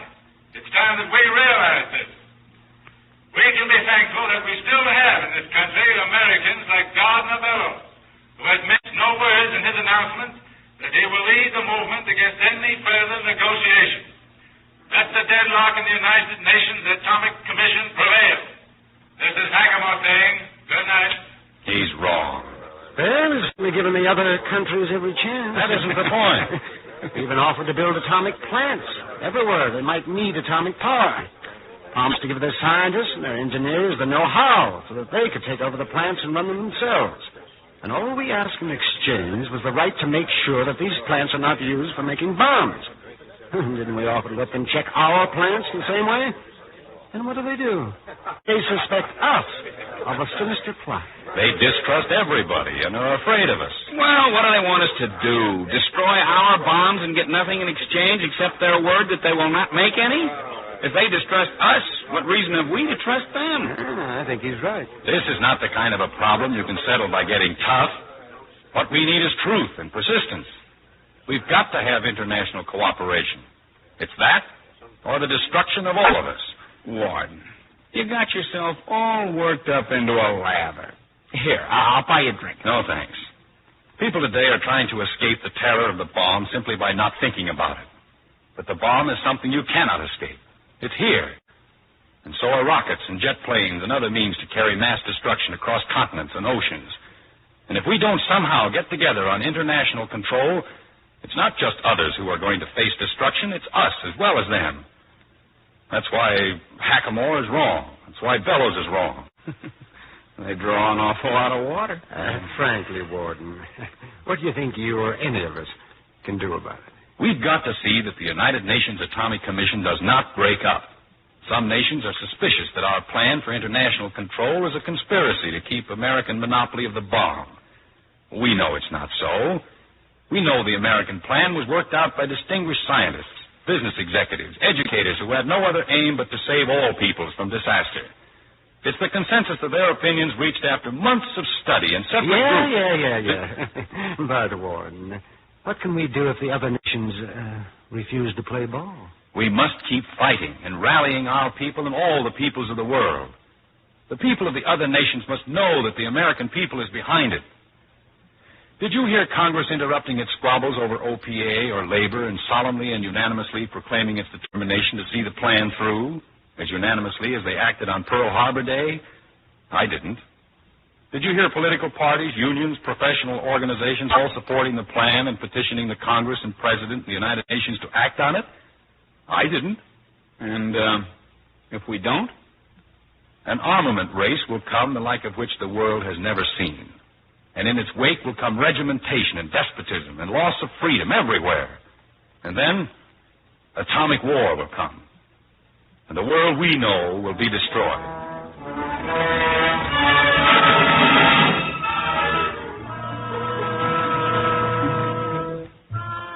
And what do you wish of me, Mr. Warden? You were one of the scientists on the atomic bomb. I was one of several thousand. Well, yes. But you have the kind of information I need. For what? To make people understand that it's the 11th hour. More than a year before the first atomic bomb was dropped on Japan, we scientists came to the conclusion that the only hope for the world was to establish international control of atomic energy when the war was over. Everybody who has given thought to it since then has come to the same conclusion. It was accepted by the men behind the McMahon bill in Congress. It was accepted by the State Department in the Lilienthal-Acheson report. And it is the basic premise of the Baruch proposals of the United Nations. That's what But there is grave danger that no agreement on international control of atomic energy will be achieved. But you scientists have not given up. Far from it. Then don't you think that international control could be worked out if people understood? With Hackamore and Bellows out to fight further negotiation, the outlook is very grave. If we can get powerful public support behind us, then the United Nations Commission will have to meet again to try to break the deadlock. If we cannot, then the representatives of the other nations will go home, and the armament race will be on, irrevocably. I need your counsel and your help. You have it.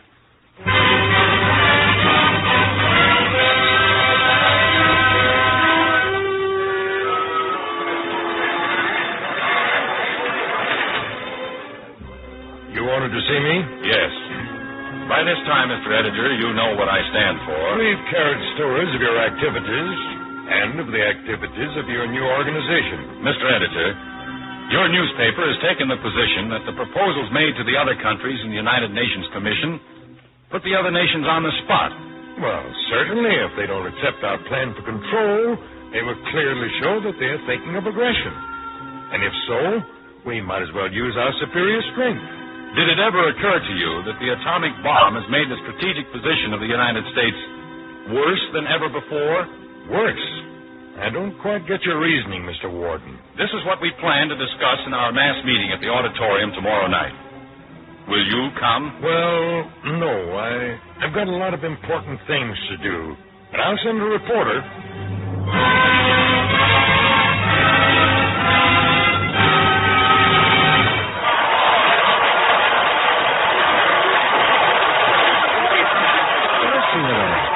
Listen to the hand they're giving him. Why does a clever guy like Warden get himself tangled up in a thing like this? Lots of people here who don't agree with him. Listen. Let us clearly understand that we are not in a superior position because we have the bomb. Our advantage is only temporary. It'll take 20 to 60 years for them to catch up with us. Some nations may catch up with our present production in 5 years. Yes! By that time, we'll be way ahead of where we are now.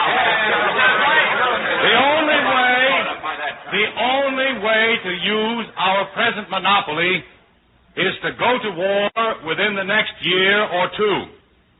If we are to use our atomic advantage, we must first mobilize our armed forces and put industry back to war work. Are you people ready to go to war within the next year or two? Even Gardner, Bellows, and Hackamore recoil at this thought. He's going to get himself into trouble. Hackamore will skin him alive. The solution is not war. The solution, and the only solution, is international control. If atomic bombs are not eliminated by international control in a few years, we will be in greater danger than other nations. Who are you talking for? Who's that you're trying to? He ought to stick to his rations. That's what I always told him. He's too idealistic. Idealistic? Well, that's a nice word for him. Hey, we better get out of here. He's going to hear about this.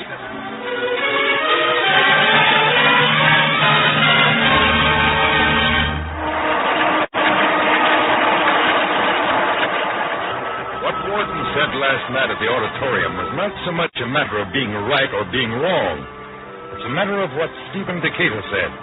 Our country in her intercourse with foreign nations, may she always be in the right.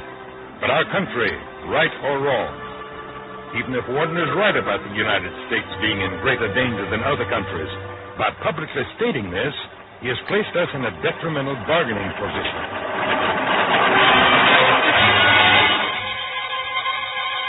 Do not be concerned about that, Mr. Warden. The lack of understanding of our dangerous situation is even worse. Mrs. Haggamore, the auditorium anchored the rafters last night when Warden again maneuvered himself into a corner by suggesting that we prostrate ourselves before the world. The amazing thing is not that Warden, a naive idealist, would urge international control, but that so many of his listeners last night at the auditorium apparently believed him. We foolishly went through the business of disarmament after the last war. We were the only ones to take it seriously. We scuttled our battleships. Are we going to make the same mistake again by scuttling our atomic bombs? Again, I say I stand with Gardner Bellows, who has pledged himself that... I've got to go and see Gardner Bellows. He will not see you. I can't believe that he's willful. He simply doesn't know. Many other men who worked on the bomb spent as much time with him as I did. But he was more bigoted, more dogmatic when I left than when I came. Well, this is different. You're a man of science. I'm just... Oh, I'll get it. Thanks. Hello? Hello, Mr. Warden. Yes? I've just been listening to Haggamore on the radio. Yes, I heard him. Oh, you did? Well, I just wanted to say that I was at your meeting, and I heard you talk, and you're right. Well, thank you. And if there's one man who's misinformed in this whole setup, it's Haggamore. Well, you know what he thinks of me. Yes, but Gardner Bellows is the real danger. But we're behind you, every man in my organization. And we'd like to know if you mind our quoting you. I don't believe I got your name. Sleazy, Lud Sleazy. Lud Sleazy. We've been supporters of yours ever since you started. It's either international control or nothing. That's right. Well, thanks for talking to me. Goodbye. Oh, just a minute. Just a minute. Oh, he hung up. Someone you knew? No, he said he was at the auditorium the other night and that he just heard Haggamore and called up to say that he thought we were right. Mm-hmm. I wanted to ask him the name of his organization. Did he mention Bellows? Yes, he said Bellows was the real danger. I think he's right. We've got to get people to realize, to understand.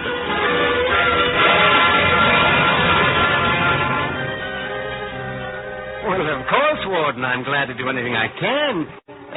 Within reason. If Bellows and Haggamore succeed, the negotiations of the United Nations Atomic Commission will not be resumed. The delegates will go home. An atomic armament race will start. And this civilization of ours will be destroyed. We've got to do something, and we've got to do it now. And, what do you propose to do? Organize to make every person understand what we're up against. And then petition Congress and even the President. Well, let me know, Warden, when you get going, and then we'll see what we can do, huh?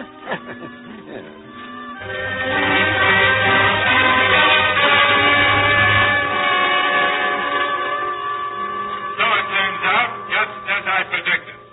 I have here in my hand documentary evidence of what I say. A letterhead of the Guard, as radical an organization as ever came across the board. And listed among the board of advisors is our friend Warden. These letterheads have gone out by the thousands with, mind you, quotations from the speech Warden made at the auditorium the other night. Let Warden now go before the people and tell them that he is for international control for the sake of saving us. I say again, as Gardner Bellows has said, let us hold on to what we have. Let us recognize such false promises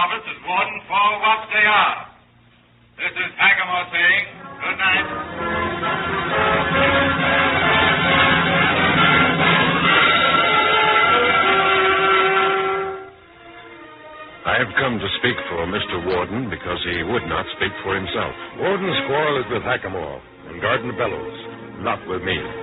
But your paper printed what Hackamore said as if Hackamore were right. Well, here's a photostated copy of the letterhead with Warden's name on it, and with a quotation of what Warden said that night at the auditorium. Mr. Editor, I was with Mr. Warden that night he was called and asked if he could be quoted. But he never gave permission to be quoted. And even if he did, what he said happens to be right. Why is his name on the letterhead? He was not even asked about that. But even the fact that they quoted him and used his name without permission does not alter the truth of what he said. We are in mortal danger, Mr. Editor. Well, I'm willing to be convinced. But again, I say your quarrel is not with me. It's with Hackamore.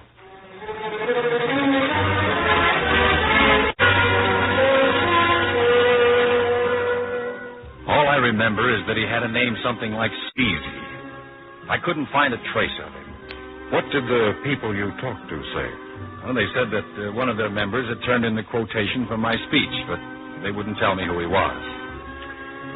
We've got to go and see Hackamore. I'm not concerned with what he says about me. That's not it. Hackamore's trying to discredit you. If he succeeds, nothing you say will mean anything. I know. Ever since we who worked on the bomb have been fighting for international control, there have been some who have slandered us as traitors or naive idealists. But we have gone on, for there's nothing else to do if we are to survive. Let's go and call on Mr. Hackamore.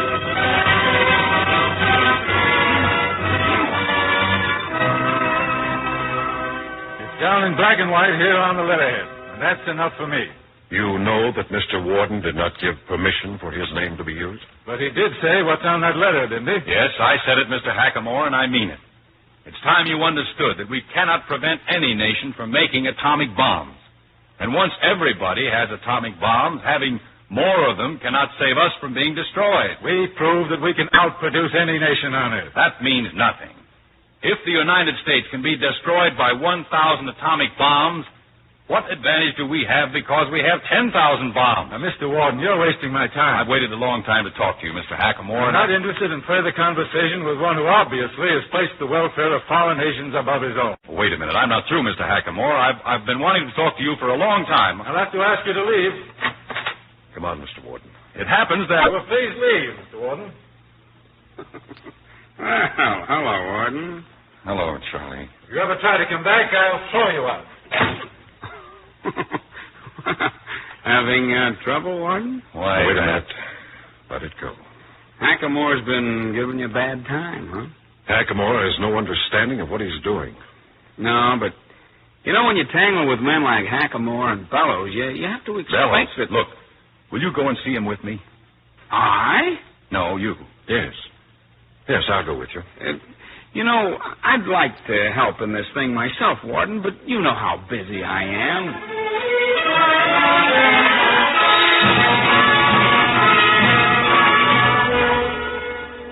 I'm sorry, Mr. Bellows is not in. No, not today. No, Mr. Bellows is not seeing anyone today.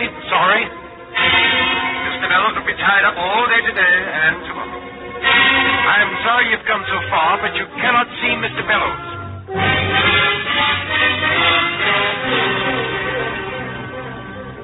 Of course I've heard about you, Mr. Warden. Yes. Well, And do I understand that you, sir, were one of the scientists on the atomic bomb? Yes.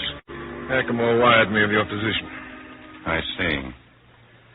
Is there any reason why we should sell ourselves out? No one suggests that we sell out to anyone. It's not a question of goodwill or humanitarianism or being suckers. It's good common sense. For in an atomic arms race, some nations will have several advantages over us. With the bomb in our possession? Yes, with the bomb in our possession, Mr. Bellows. First, there are fewer critical targets in other nations than in the United States. Since we do not plan to start a war ourselves right away by bombing other nations, there will only be war after the other powers of the world have bombs too. And this will not be long. then we will discover that the nation that is the best target is at a disadvantage. And secondly, whether we like it or not, the government planning in some foreign nations makes dispersal of cities and industries much easier than in the United States. So you endorse regimentation. The very things that Americans dislike most. I endorse nothing of the kind, Mr. Bellows. But other nations are thinking in terms of dispersal of their cities and industries right now. Are we? You forget, Mr. Wharton, that we have the bomb. The other nations do not. Not yet. But they will. And then what will we do? Will we train secret agents to plant atomic mines in other countries to avoid the risk of interception of planes or missiles? Will we establish some kind of Gestapo at home to track down atomic bomb saboteurs who could be sent here? Are you suggesting that we establish some kind of Gestapo in the United States? We'll have no choice. But the greatest disadvantage we will have, if there is another armament race, is this. In some powers, because of the nature of its government, a small group can make sudden decisions without delays due to vacillations of public opinion or for any other reason. In the start of an atomic war, that is all important. Are we prepared to put such power into a small group of men in this country? Do I understand that although we alone have the atomic bomb, that we have more reason to fear it than other nations? That is right. Gentlemen, I've been very patient with you. Mr. Bellows, in the atomic age, the United States is one of the most vulnerable nations on Earth. That's like saying that because we're strong, we're weak. Most of the population of the United States is concentrated in 85 large cities. Our great industries are concentrated in about a dozen localities. What do you suppose would happen if these concentrations were hit all at once with hundreds or even thousands of atomic bombs? Other nations are facing the same danger. They're not as badly off as we are. We've been equal to every emergency so far. Who would order people to leave our cities? Congress? And what do you think this whole matter of dispersal would do to our standard of living, and our free institutions, and our personal liberties? If we are to avoid this disaster, we must have international control, Mr. Bellows. International control is one thing. Security is another. The Senate and the House Committee on Atomic Energy have agreed that no atomic secrets can be revealed to anyone until Congress so decides. This, Mr. Wharton, is also my view. And it is also my view that I am in no way disposed to sell out any of the sovereignty of the United States. I am a realist. We must keep and develop our weapons and keep the right to use them when and how we wish.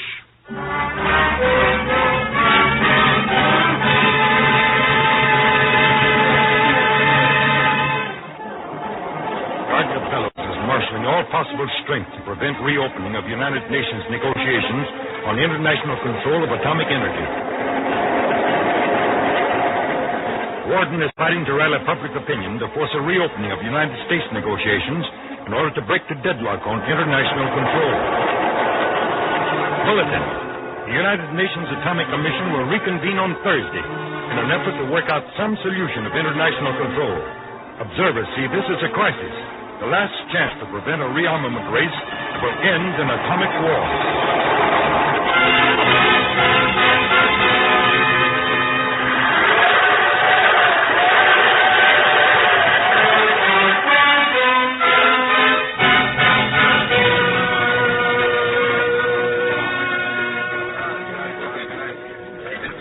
Well, back in town, eh, Warden? Yes. You put up a whale of a fight. Keep the negotiations on international control from breaking down. Well, they're in session right now. Hello, Warden. I heard you were back in town. Hello, Charlie. I see that guy that used your name and quoted you walked into the paper and admitted the whole thing. Yes. Oh, that's Hackham on the air, isn't it? Yeah. Hey, Mibbs, turn up the radio. United Nations headquarters that the decision to adjourn has been reached. So it's all over. The negotiations on international control have fallen through. And the delegates from all the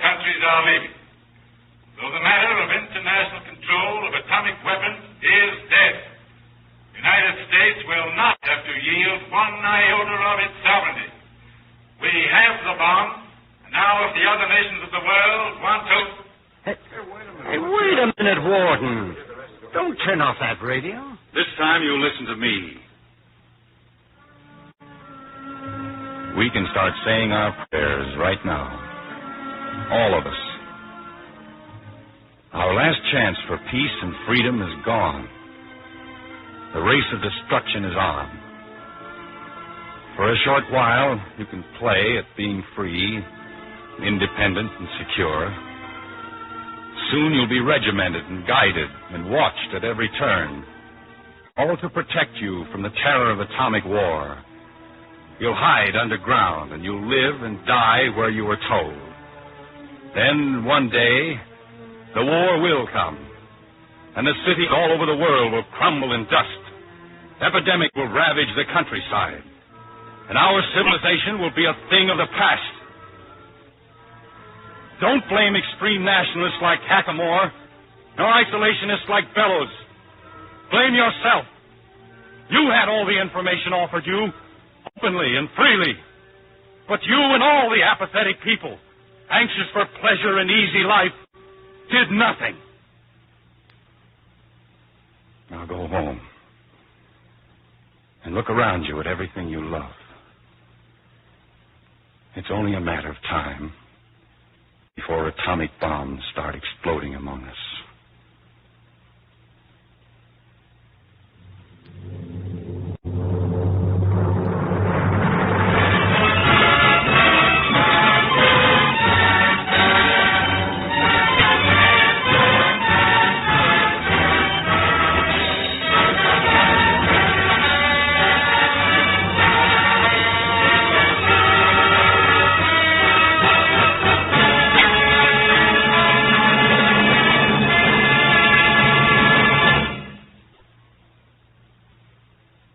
Ladies and gentlemen, you have just heard Robert Young in the fourth program in NBC's new series, The Fifth Horseman, written and directed by Arnold Marquis. The plain truth about atomic energy and the hour of decision which faces mankind. Next week at the same time over most of these stations, the National Broadcasting Company will present the fifth program in this series titled 0-1, a story of what happens in a world heading for atomic war.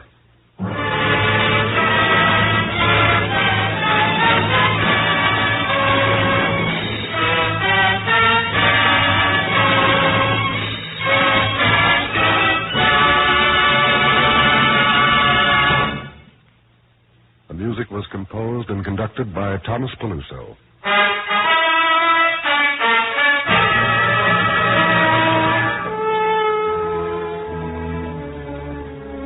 The Fifth Horseman came to you from Hollywood. This is NBC, the National Broadcasting Company. This is Chesterton Radio, your home for podcasts of works by G.K. Chesterton, plus drama, comedy, mystery, science fiction, big bands, and much more. The soundtrack to your Chesterton day at chestertonradio.com. Good evening. This is George Coulouris. All of us know by now that atomic energy can be a blessing or it can destroy everything we love. Those who know most about it say that ways must be worked out to control it. But time is running out. Fear and suspicion are growing. If we fail, every nation will be forced to take measures to protect itself. This is a story of what could happen to our way of life in an atomic arms race.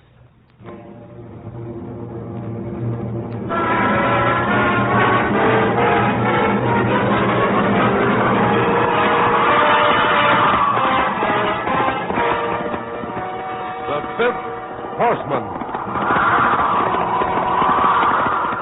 All horsemen rode across the land, and their names were War, pestilence, famine, death. And to these now is added a fifth horseman, the threat of the atom.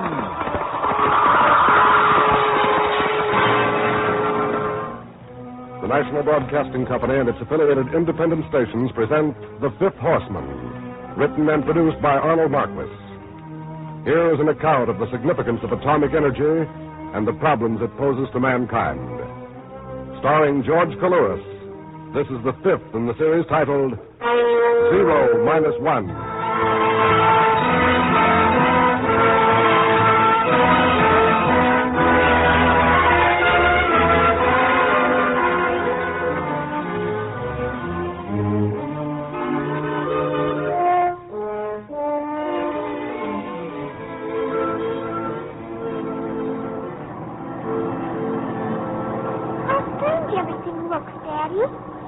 Yes.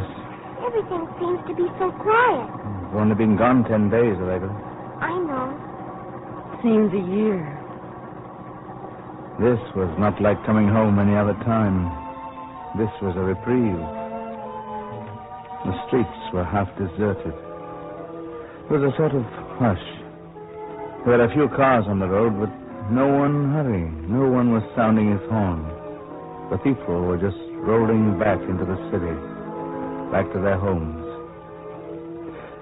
I could feel my nerves quiver, my scalp draw tight across my skull as I thought of what had happened just 10 days ago. It's a fact. Came straight from Washington. War is imminent. Atomic bombs will be falling all over the country any minute. Let me out of here. Get out of my way!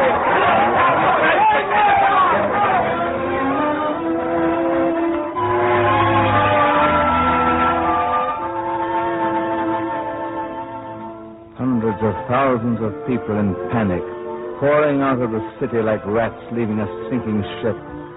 And us with them, Martha and Allegra and I.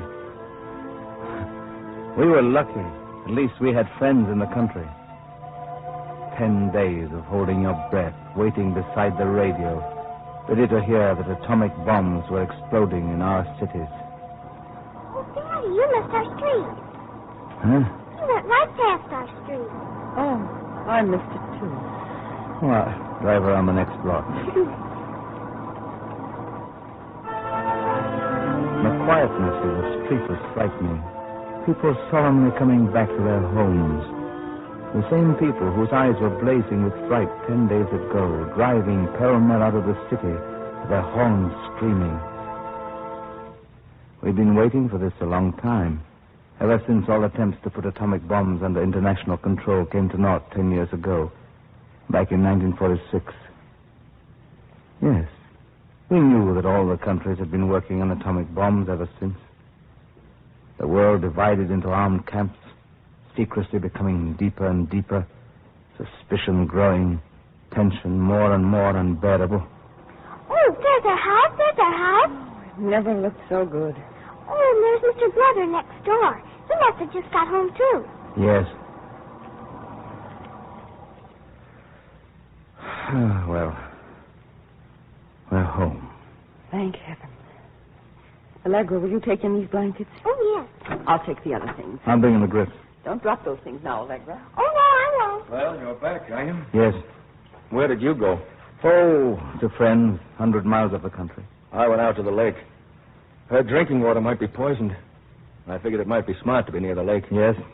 If you ask me, running the risk of our cities being blown off the map just for the right to fly over a faraway country is foolishness. It's not worth it. Yes. As things are now, nobody's going to be sure from one minute to the next whether atomic bombs are going to fall on us. We'll be in bed Hello there. Well, did you get over your fright? Oh. Hello, Noble. Hello. Didn't expect to see you back so soon. Well, I figured if they gave us a whole week to get out of the cities, they wouldn't do it this time. Who's going to hit us? With the stock of atomic bombs we've got, who's going to pick a fight with us? I didn't run away. Listen, Noble, there's not going to be any warning. Well, if you want to let them stampede you into panic, that's your business. Government's been spending money on planning and talking about dispersal for 10 years now, and nothing happened. Up and down the street, I could see other cars coming home. People piling out of them with armfuls of bedding and clothes and going back to their houses.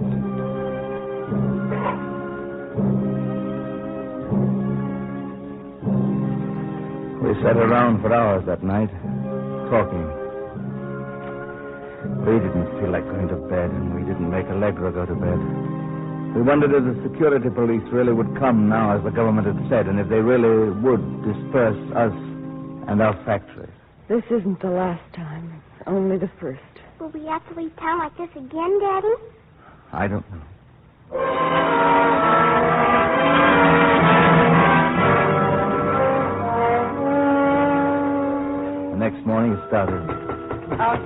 I went to the door, too.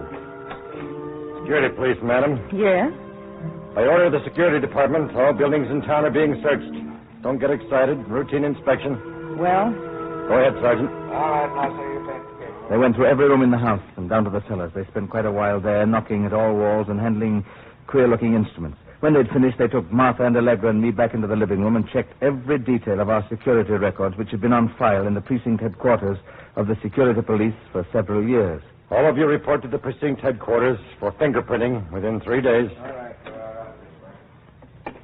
Lara, next door, was over at our place the minute the security police were through with him. Just what I said. The government's clamping down because they know the bombs might start exploding any minute. Mark my word. They're going to start clearing us out of the cities. Permanent. The security has information from our agents abroad. Of course, it's secret. They can't tell it even to the Congress. But they know what they're doing. They'll start with moving. When I drove out to go to work, Noble stopped me on the street. It's an invasion of privacy. Invasion of our constitutional rights. And I, for one, don't propose to let the government push me around. It's time we, as citizens, direct our representatives to speak for us in Congress. Is the whole world going to be turned on its ear because somebody gets... I drove out to the plant. I didn't know if I'd still have my job or not. A bunch of the men I work with were milling around outside. I parked the car for Lawson, and another fellow came over to me. You might as well go home. The place is closed. Closed? Yeah, the government's moving the plant 2,000 miles away to a hole in the ground. Our plant? Yes. Try and get in. They're dispersing it. And that's not all. 7 other plants in this town have got orders to move. Well, what's going to happen to us? I say we should strike. They just can't move our living out from under us like this. The management's yelling, too. Putting the heat on the government to try to keep the shop here. We got some rights. And the government must think that war is certain to come. Martha and I talked it over. But we can't take Allegra out into the wilderness like that. That's no place to bring up a young girl. Where am I going to work? I know, but leaving our home with every cent we have in it and moving out into the desert to some makeshift town. I've heard that the factories to be built right down into the rocks, and the houses and shops will be scattered over 100 square miles. Well, you haven't been ordered to leave here. Even with the 7 main factories out, this town will be one of the first targets for the atomic bombs. It's the communication hub for the whole region. But we're not in trouble with anybody. The aviation dispute has been settled. Well, the government apparently doesn't think so. They don't want to take chances.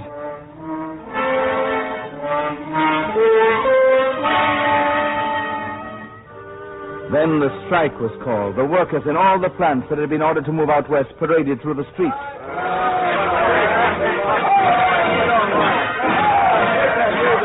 The streets were full of people, not only the workers, but businessmen, too. Everyone who would be affected by moving the plant out of the city. I'm not going to move out of town, that's a certain. And Noble was down there like everyone else. What's going to happen to business here in town when all the industry is gone? It'll be a ghost town, that's what it'll be. Well, it's not only our town here, it's every town that has important concentrations of industry. Yes, and the big cities, too. Look what they're doing to Chicago and New York. But people can't stay in the cities if we're expecting atomic war. There's not going to be any atomic war if we keep our heads and don't get into foolish disputes and make other nations mad at us. But all nations are mad at each other. Nobody trusts anybody else in the world.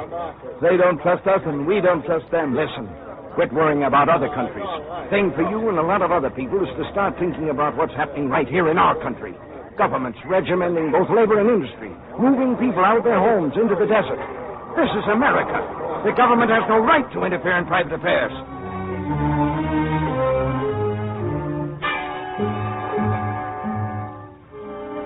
What was happening in our town was happening in almost 100 places all over the country. Afraid of atomic sabotage and spying, the government trebled the number of security police. They were everywhere. Relations with the rest of the world were almost at a standstill. Only very few people were permitted to leave the country or to come in from abroad. The political fight is rolling up in the climax in Congress over the Emergency Power Act, which would empower the President and his advisors to act for the United States without consulting Congress. Defenders of civil liberties are fighting a losing battle against the argument that other nations, because of their form of government, can make instant decisions as to atomic warfare, while the U.S., because of its constitutional processes, can move only very slowly. The charge that the government is already... We are at a disadvantage. What are you talking about? Don't talk to me like that, Noble. You were one of those that ridiculed the idea of international control of atomic weapons 10 years ago. Now look what we've got. We don't have to be scared of anybody. The United States has got more atomic bombs and long-range rockets than any nation on Earth. Let me tell you something, Noble. I heard on good authority that some foreign nations have bombs 10 times as terrible as ours, and that they've discovered a new kind of bacteria. And I heard You heard? Yes! When I was in Washington last month, I heard that rocket launching sites have been set up against us even right here in the Western Hemisphere. They say that some countries have leased islands in the Pacific to be used as rocket sites against us, so we'll never be sure where the rockets come from. There was no work to do.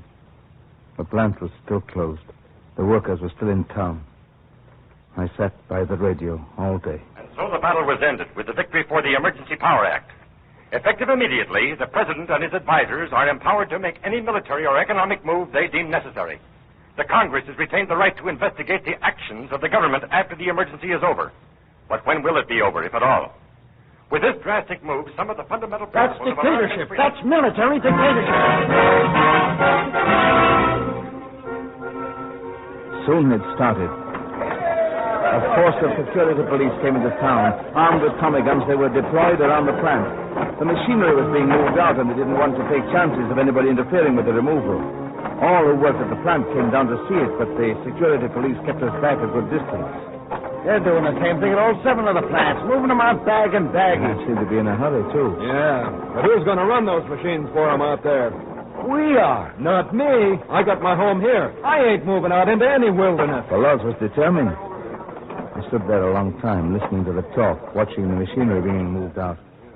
I tried to picture what the town would be like with all 7 plants closed down. Well, where would I get a job? I went home. Are we going to move away, Daddy? I don't know. There's just been an announcement on the radio. The trouble's broken out again in Asia. Who made the announcement? Came from Washington. About that same thing, airplanes. One of our planes has been shot down and 3 others forced to land. Oh, that's why they're in such a hurry moving out the plant. Are they going to bomb us, Daddy? I went to the door. It was Blevver. Did you get the news? Yeah, Martha just told me. I don't see why they don't settle this thing. Are we going to get blown to pieces for the sake of aviation rights over someplace thousands of miles away? Why don't we fly around it or stay away from it completely? You know what I heard? Oh, no, Blevver, but I didn't want Allegra and Martha to hear any more of his rumors, whether he was right or wrong. Shall I answer it, Daddy? Yes. What'll happen is that they'll just... Security police. Oh, security police. They came in, asked for my identification card, and then asked Blevver for his. Oh, yes, Mr. Bletter. We've just come from your house. Your wife told us you were here. Yes.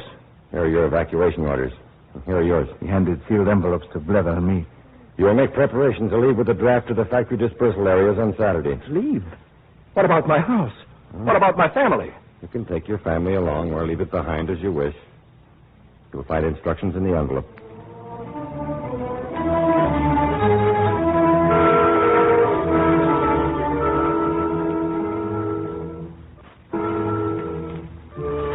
I went out for a walk, alone. I tried to figure it out. First, I hardly noticed the people on the streets. And then I noticed there were more and more. Many had their orders to move.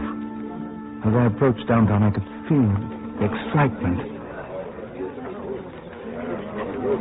Thousands of people, helpless, all facing the same thing, all bursting to talk about it. And there, ahead of me in the crowd, was Noble. This is a violation of our constitutional rights. Are we going to stand by and let a dictatorship move us around like cattle? He's right. Those fellows. They're not going to move me out of town without binding me hand and What foot. has become of the Bill of Rights? And what has become of the...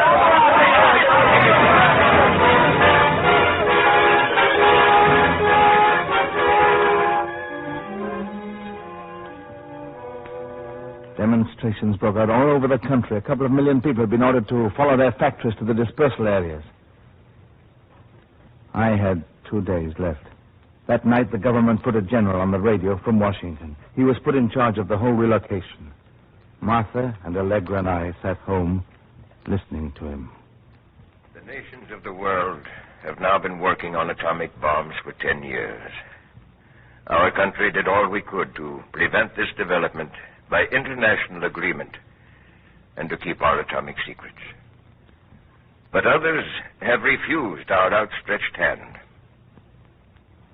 We now have intelligence reports that atomic bombs more efficient than those dropped on Hiroshima and Nagasaki in the last war are being produced in several foreign lands. We have tried during these 10 years since 1946 to work out some means of defense against this danger.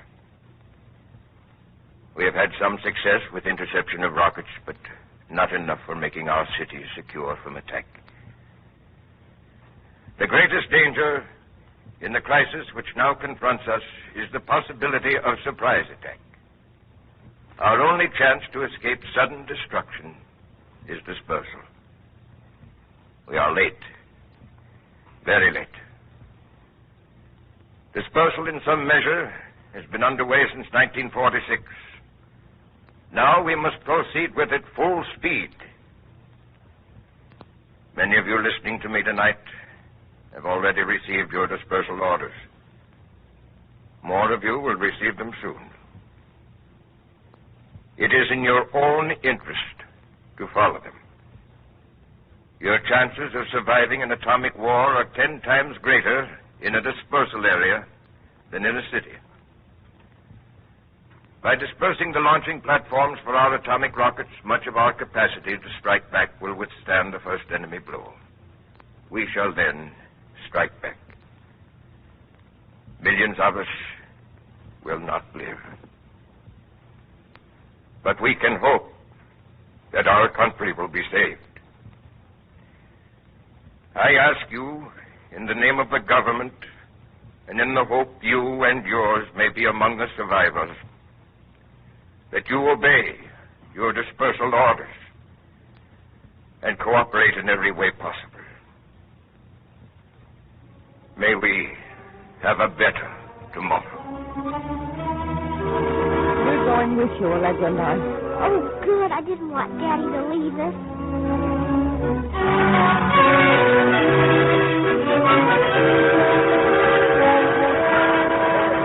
She took what we could carry, blankets, clothes, personal things. Reported as instructed at the railway station. He liked being exiled. I'm glad to go. I'm really glad. Leather took his family with him. Only thing I'm worried about is my house. Who's going to buy it? Nobody's going to live in a city that's going to be... Maybe the government will compensate you. Come on, Allegra. Are we going to get on now? The laws from the plant came up to me. Look at the security police everywhere. Like we're being taken to a concentration camp. Yes. I'd like to know how long they're going to keep us out there. We're going to live out there the rest of our lives, which may not be long.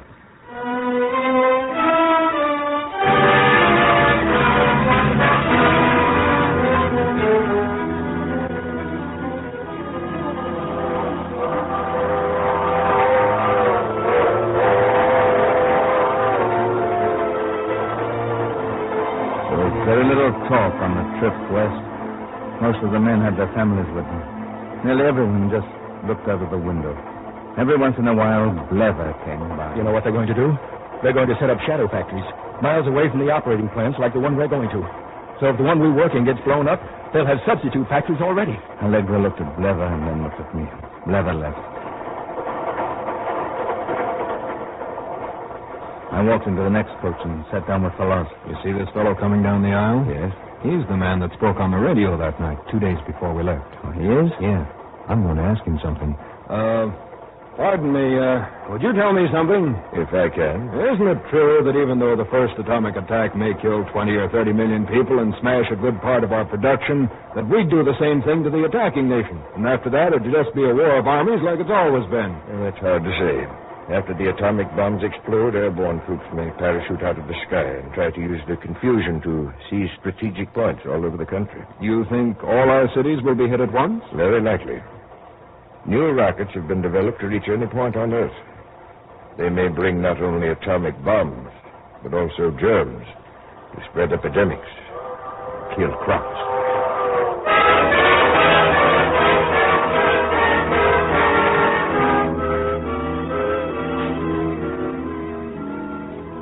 The train stopped at a siding out in the country. They took us by trucks to the dispersal areas assigned our plant. Where's the school, Daddy? Isn't there any school? I don't know, Allegra. Oh, there must be. There's so many children. Maybe it's one of those barracks right down close to the ground. The carpenters were working feverishly on emergency housing. The living quarters were dispersed over a wide area. No two houses were close together. The plant was a long distance away. A bus picked us all up every day. Why hasn't there been any information about the trouble in Asia? I don't know. Maybe the whole thing's blown over. I don't think so, Falas. If it had, why are they working day and night on that deep shelter near the plant? The general said on the radio before we left that they're going ahead with dispersal full speed even if the present crisis is solved. In case another comes, But I can feel something's coming. Who's going to attack us? Well, I'll be glad when they get that shelter done. But I've heard that if they blow radioactive dust down into it, we'll die like rats down there.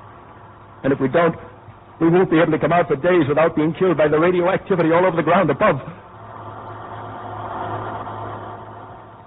There was no place to go in off hours.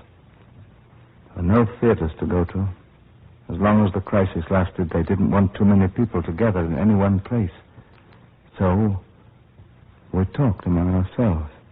Allegra told us what was happening at school. They call it general disaster training. All of us get it.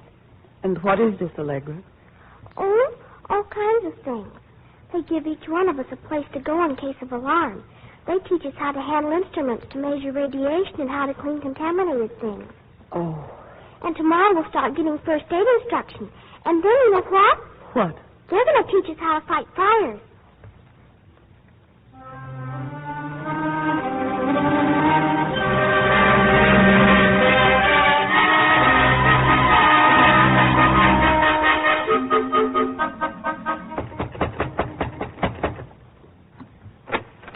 Did you hear about Falas?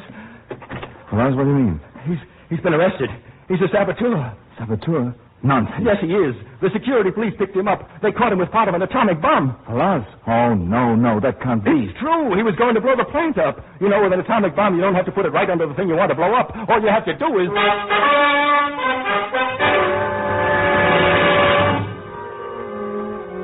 Within a matter of minutes after Blether left, the security police were at the door. Your registration cards, please. We gave them to them.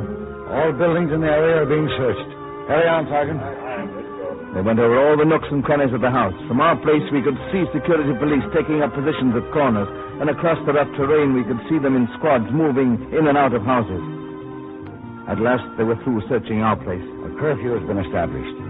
You will not leave your house until tomorrow noon unless you hear the warning siren. In that case, you will at once go to the nearest shelter.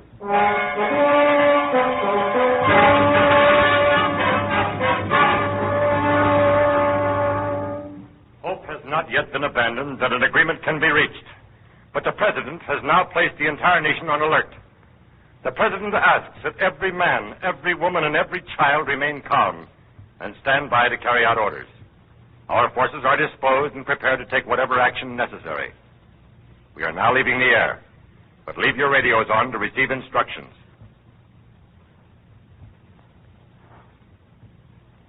Do we have to just wait now?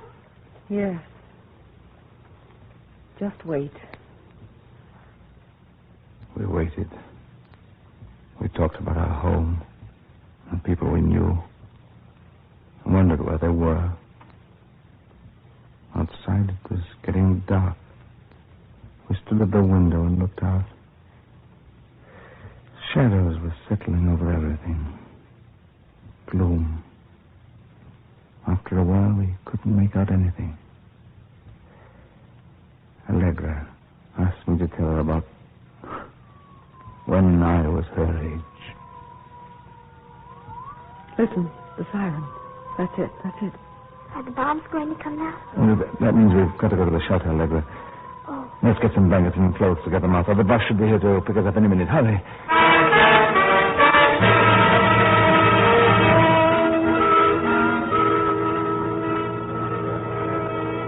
Everyone huddled together in a bomb shelter.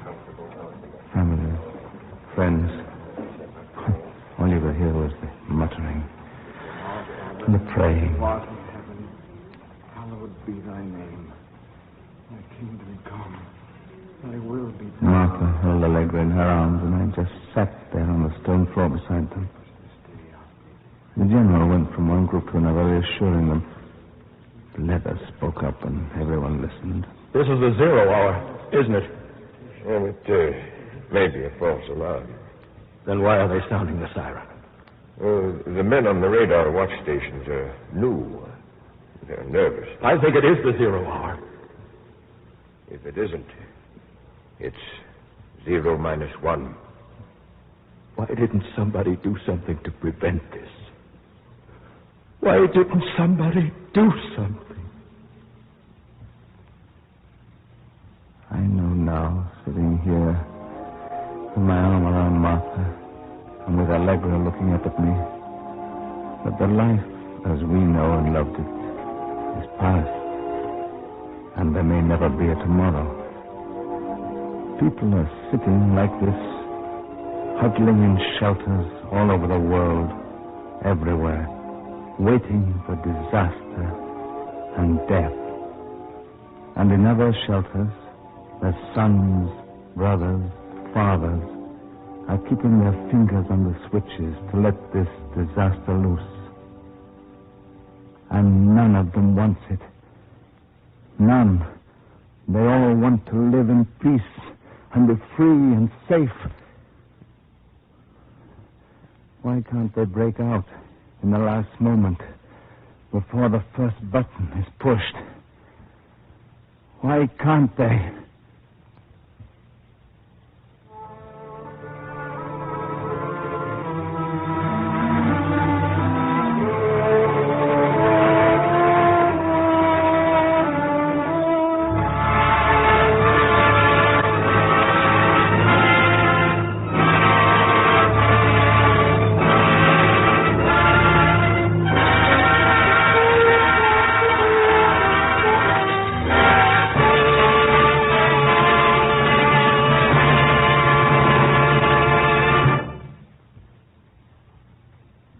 Ladies and gentlemen, you have just heard George Coulouris, starring in the 5th program in NBC's new series, The 5th Horseman, written and directed by Arnold Marquis. An account of the significance of atomic energy and the problems it poses to mankind.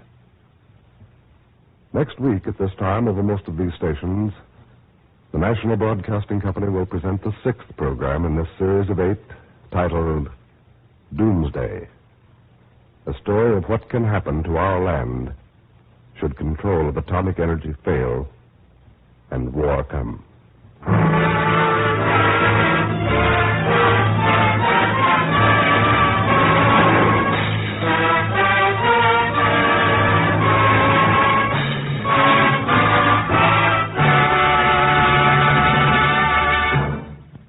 The music for The 5th Horseman is composed and conducted by Thomas Peluso.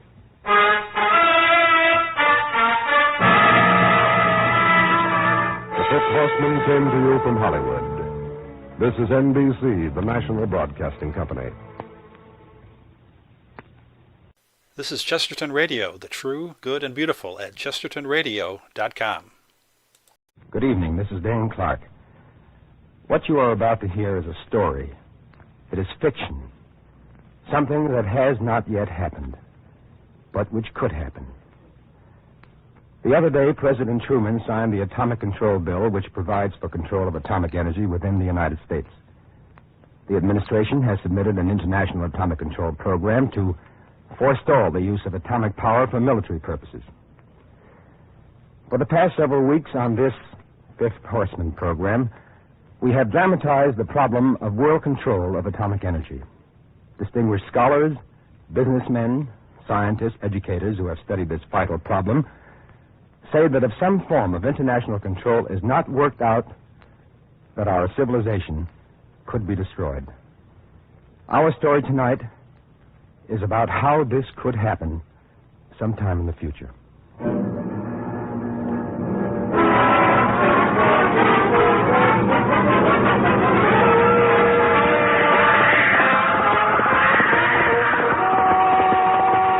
The 5th Horseman. All horsemen rode across the land, and their names were War, Pestilence, Famine, Death. And to these now is added a 5th Horseman, the threat of the atom.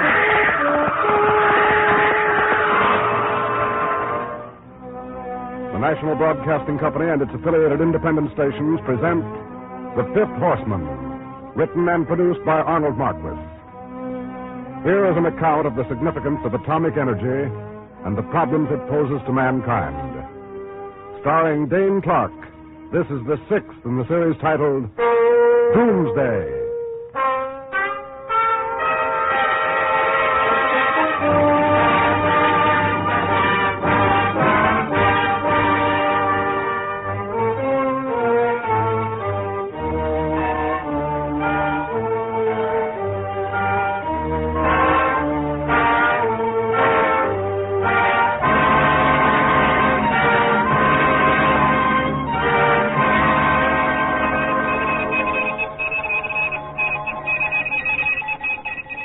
July 26th, 1965.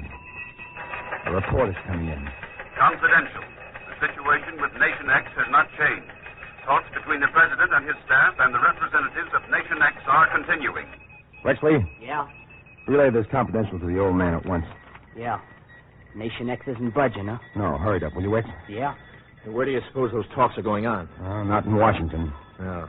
Washington's not the place for the high brass since the alert. Yeah.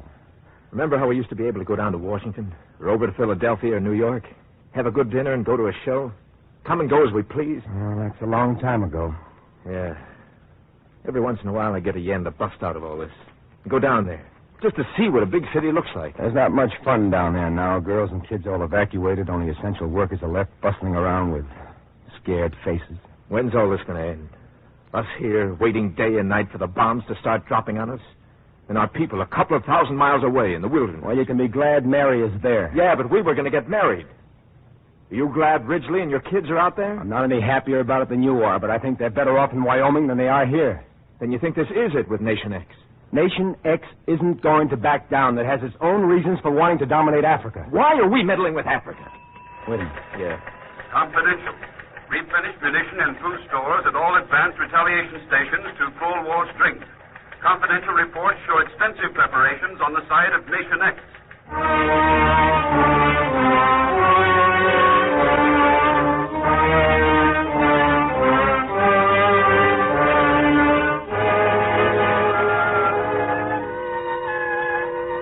July 27th, 1965. Supplies have been coming in all night. Food, repair parts for the equipment, munitions, and atomic warheads for the rockets that have been stored here at the center since the alert was proclaimed. More and more reports are coming through. The President and the representatives of Nation X are still talking, but no one knows where.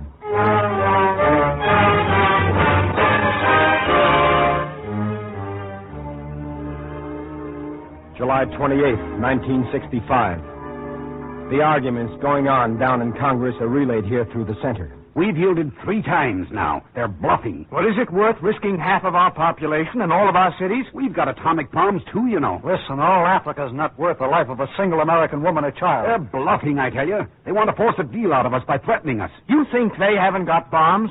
Probably not. Or perhaps 1 or 2. Well, they have got bombs. They got bigger ones than we've got in this country. And I have that on reliable authority. And I have something else on good authority. Their rockets are no good. They'll never reach the United States. They'll blow themselves up if they try to send atomic bombs to America.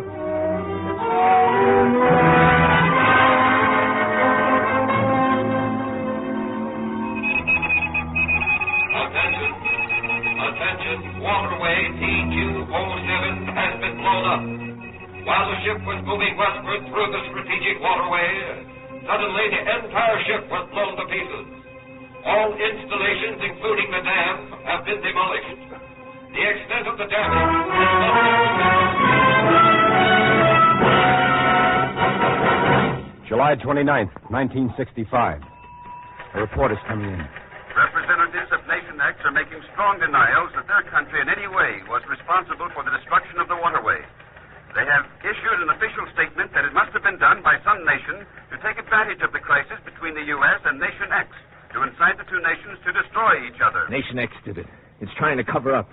It's to their advantage to prevent our ships from moving through the waterway. I wonder how many of our cities are mined like that. Wait a minute. Perhaps Nation X did not do it. Perhaps they are right, and it is provocation. What other nations got anything against us? Well, there are other nations. Ever since the attempts to establish international control of atomic bombs failed, every nation's been looking out for itself. And several nations would like to have our competition out of the way. I say that we ought to press the button on Nation X right now. How can we be certain they did it? Good heavens, do we have to stand by and wait until they press the button? What chance have we got if they hit us with atomic bombs first? July 30th, 1965. Instructions to security police are pouring through the center today. Security police are scouring every city. Ships in all ports are being inspected from stem to stern. Merchandise in warehouses everywhere is being examined. It has been revealed that the ship that blew up in the waterway was thoroughly inspected before it started through. Now the searching is even more exhausted. The bomb that blew up the ship is now supposed to have been placed on board the day before in an oil barrel when the ship took on oil. Suspects are being rounded up all over the country. Many workers in cities, fearing that the cities have been mined, are disregarding orders to stay on the job and are fleeing into the open country.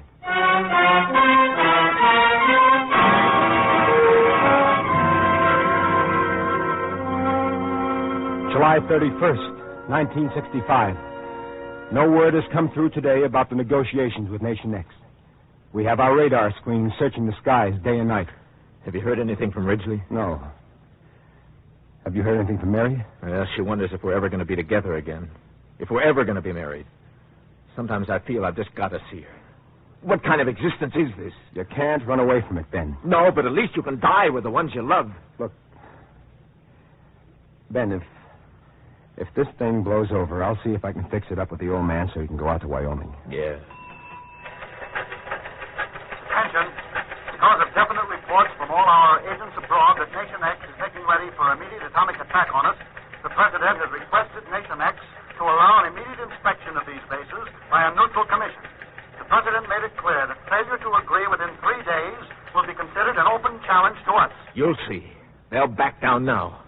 Hey, look. Look at this. What? What is it, Wexley? Look at that spot on the radar screen. That's a rocket. That's a rocket coming this way. Wait a minute. That's what it is. A greenish-blue luminous spot moving across the screen, and that means a rocket. There's another one. And there's another. Listen, wait a minute. That's from headquarters. Attention. A flight of rockets is approaching the coast at stratosphere altitude. Plotters are now working out their probable targets. Stand by. A whole flight. They did it.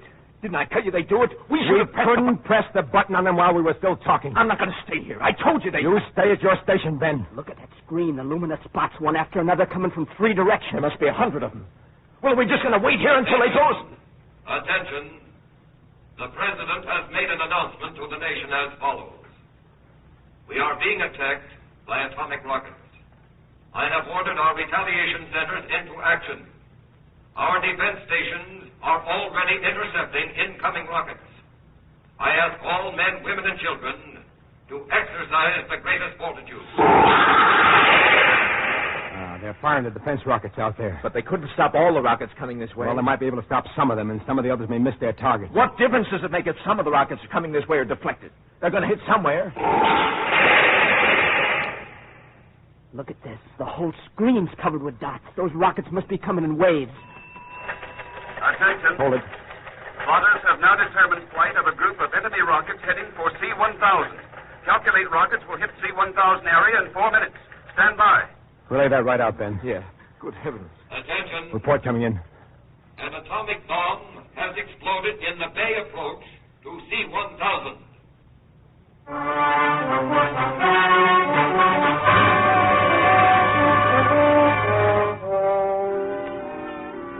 Attention. American attack atomic rockets have now been set off against Nation X. The full power of the assault has been concentrated on cities and strategic centers of Nation X.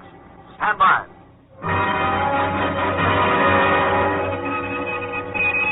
Attention. C-642 has been hit. Did he say C-642? Yeah. That's my hometown. My mother and sister are there.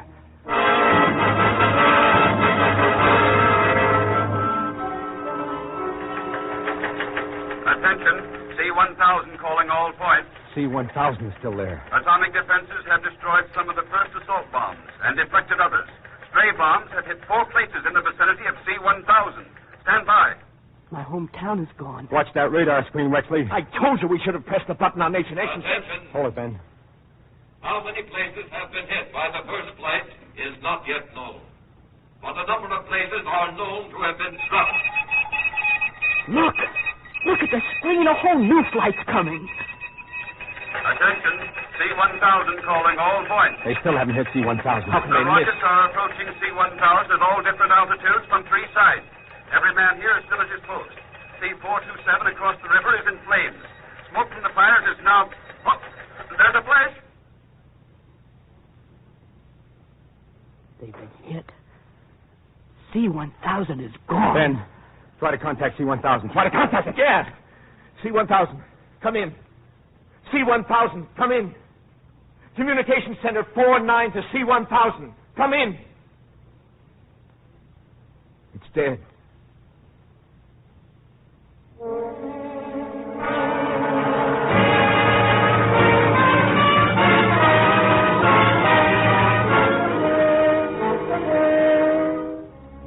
August 1st, 1965.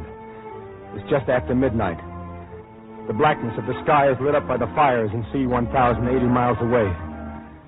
Near the horizon, the sky is yellow and red, and it blends upward into purple and blue. How many fires there are between here and C-1000, no one knows. We have lost all contact with the stations in this sector. Now and then a report comes in. Attention. Several advanced assault rocket launching platforms along eastern and western seaboards damaged by sabotage. Sabotage? They hit my hometown and my mother and sister. Hey, I wonder if they hit any of the dispersal areas. I wonder if they hit 382 in Wyoming. I don't know. Why can't we try to raise him? The old man isn't here. You know you can't do it, Ben. Well, don't you want to know if your wife and kids are all right? Are you satisfied just to wait here cooped I'm up? just as anxious to find out about Originally and the kids as you are about Mary, but we can't do it. For all we know, the rest of the United States may be blown to pieces. If a bomb hit that dispersal area out in Wyoming... Look, why do I have to stay here? Just stay here and not know what's happened. August 1st, 1965. 2:30 a.m. Few reports on what has happened in other parts of the country have come in. Communications must have been shattered. We are waiting what happens next. The report is coming in now. This report is being relayed from Station W, 40 miles north of C-294. All communications in C-294 destroyed by explosion of 6 bombs. First bomb exploded in Bay vicinity. North area of C-294 wiped out. Succeeding bombs scattered over area of 40 square miles. That means that bombs are falling several thousand miles from here, too. But if communications are down, how are we going to find out what's happened in the rest of the country? Look, that report came in from Station W. That means that some of the communication centers like this one are in operation.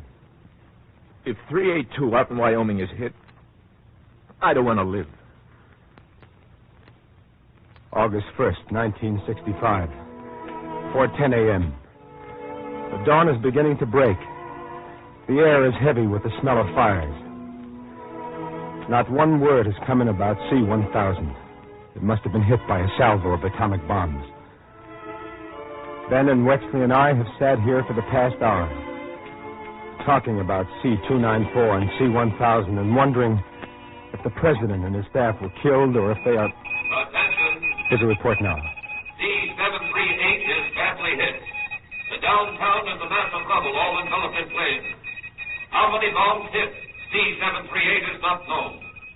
The flames and the high radioactivity of the entire area have made it impossible to approach the area. The number of kills is... Several areas in C-965 have been destroyed.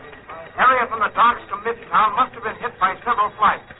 2 suburban areas are hit by 2,000 or 3,000 bombs in the second flight. Thousands of fires are being fanned into one roaring blaze the length and breadth of the area. No, it's impossible. They've hit us on both coasts and in the Midwest. That means rockets are coming at us from both directions. By this time, we must have knocked out their assault stations. What of it? Look what they've done to us. We don't even know what they've done to us. August 1st, 1965. 5:45 a.m. It is daylight now. The acrid smell in the air is heavier. Not one report has come in about C-1000. Ben has talked for the last half hour about setting out across the country to try to reach 382 in Wyoming. I can walk, and I can swim if the bridges have been knocked down. And what if I don't make it? Am I just going to stay here with Mary out there? You wouldn't get a mile from here before you'd be picked up. You can say that, Wex, because you... Oh. Because my mother and sister are dead. Go ahead, say it. I didn't mean that. I mean, I didn't... Well, don't you think I'd like to get back to my hometown or where I was? Maybe they're not dead. All right, shut up, both of you. You know why we're here. You know why we've got to stay. Attention. Watch it. Following is incomplete report from available information. About 150 atomic bombs have exploded so far. About 100 have gone astray and exploded in the countryside or off the coast. The following cities have been hit: C-1000, C-642, C-965, C-294, C-351, C-376, C-589.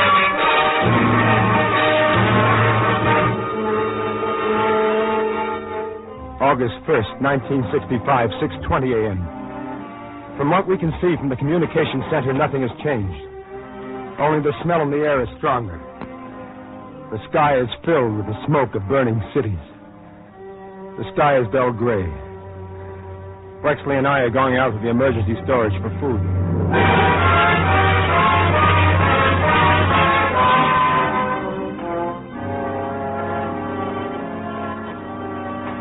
It doesn't seem possible. This path is just like it was before. The trees, the But bushes. it has happened, Wexley. What are we going to do? Are we just going to keep on staying Look, here we've got until... enough food cached away here in the hills to last us 6 months. Hey, look at this. My Geiger counter. Yeah? Listen. There's radioactivity here. Listen to this counter. Come on, let's get back to the center. We've got to get the food. We've got to eat. That radioactivity will kill us. How'd it get here? Way out here in the hills? No bomb exploded near here. It must have been dusted from a plane or rocket. Come on, let's get back as fast as we can. We'll have to go hungry until that radioactivity is cleared out.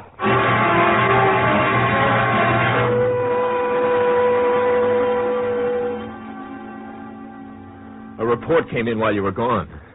An enemy submarine surfaced off C-674. The crew was mounting some kind of gear on it when one of our reconnaissance planes spotted it and sank it. Sank it? Good. What kind of gear was it? They didn't say. Hey, there's somebody at the door. I'll get it. Albert. Oh. Albert, please. Oh. Look at them. The burns. Come on, Wex, Ben. Let's get him inside. Help this woman. I'll take the little girl.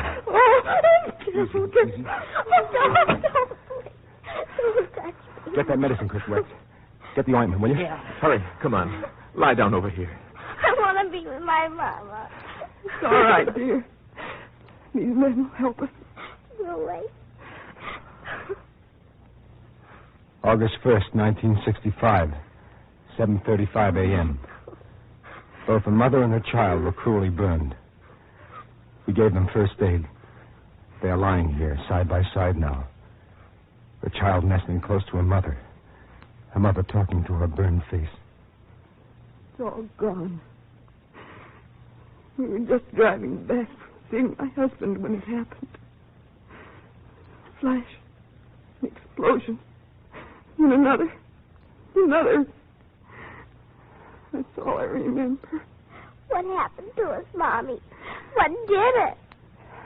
I don't know, darling. Oh. When I came to, the car was overturned in the ditch, on fire. Mildred and I were inside it. I don't know how we got out of it.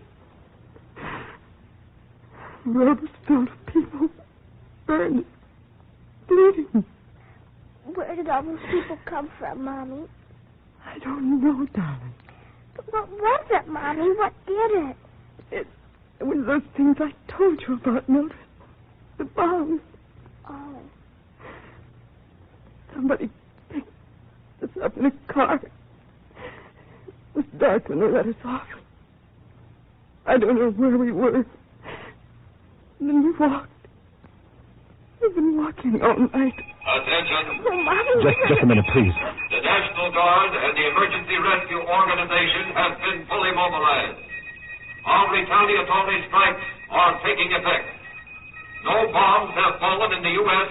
for the past 24 hours. Indications are that the enemy, thinking that we are totally disorganized, might send an invasion force to take us over. We are ready to meet and annihilate them. every person will stay at his post. Thank you. We'll stop them in their tracks. I wonder how badly we've hit them. Hold it. Attention. Reports have just been relayed in that several cities and airfields have been sprayed by radioactive dust by a high-flying enemy plane. Cities sprayed are C-72, C-69, and C-48. These areas are being marked by yellow posters, barring all entry except on express order of the military. The sprayed areas are being evacuated, but little hope is held for those that probably have received a deadly dose of radiation. I'd rather be hit by a bomb. Maybe my mother and my sister were lucky. Maybe they are, Wicks. Oh, I hope it landed right on them. I hope they weren't just like... Oh, Mommy, it hurts. It'll be all right, darling. I wonder if they hit 382 out in Wyoming. Or if they sprayed it with dust. Let's not talk about 382, Ben.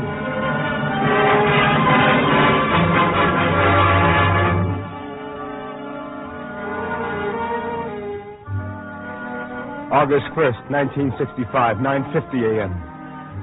Orders had been coming through all night, mainly about evacuation and mobilization to repulse the expected invasion from the air.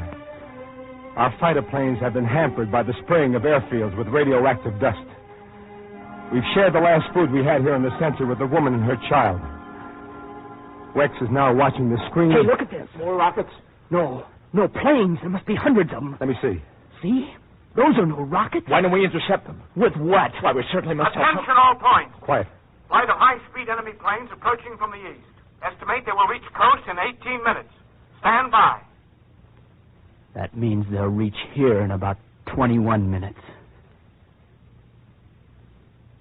August 1st, 1965, 10:17 a.m. We have been waiting almost in silence for 15 minutes. None of us has ventured out since we discovered the radioactivity outside. The woman and her child possibly have been injured fatally by the radiations. Wexley and I may also have been. We haven't mentioned it. The communication center here is heavily camouflaged. It may be that... Listen. That's the planes. Are they going to hurt us, Mommy? Just stay here close to me, darling. Have you spotted them? Yeah, they're carrying paratroops. Airborne troops. Here, let me see. Right there, see? Yeah. Hey, they're passing us.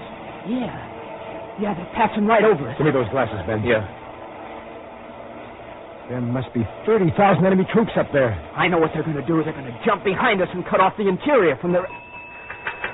Giant troop-carrying airplanes in force are now crossing the coast at 7 points. Our anti-aircraft defenses are destroying hundreds of them. Our fighter planes are rising from poisoned airfields. The enemy planes which penetrated the coastal defenses appear to head inland. Our army is now fully mobilized. Tank corps are rushing as soon as the landing is reported. They're going to cut us off from the interior. We're going to destroy them all. The general has it all ready for them. They think we're finished. We've just started the fight. Wexley, watch that screen. Huh? Yeah. Will the soldiers come here, Mommy? Yes, darling. They might. If they're dropping troops here, they could be dropping them in Wyoming, too. I should have got out of here when I had the chance. I should have... Attention all points. A strong force of enemy paratroopers has landed at C-24. Supplies and equipment are now being dropped where the troops are consolidating their position and moving westward toward C-217 and eastward toward C-263. Our First and Second Army are moving to intercept and destroy them. Stand by. Hold on. A new flight of rockets is approaching. A new flight of a... They're hit. Yeah. Look at the screen. Look at them come. August 1st, 1965, 10:42 a.m. I'm writing this hurriedly. This may be our last moment. Originally, all our adult life, we have lived under the shadow of this terror. Every minute I've been here, I've wanted to be with you and the children. We will destroy the enemy, I know. But what will our country be like when this is over? We thought nobody would dare attack us. And they thought that we were weaklings. And that we would collapse after the first bombs exploded. I hope, Ridgely, that you and I... Light! The flash of light out there! It's a bomb! It's a bomb!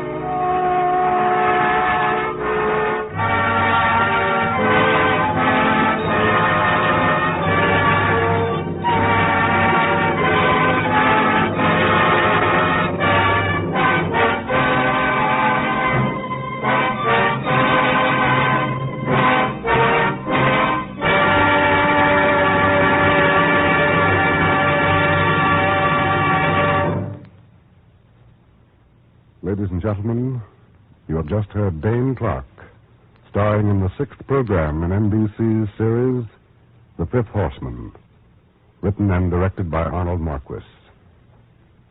What you have just heard is a story, a fictional account of what could happen in the future if atomic war should come. Next week at this same time over most of these stations, the National Broadcasting Company will present the 7th program in this series titled Aftermath, the story of the consequences of an atomic war.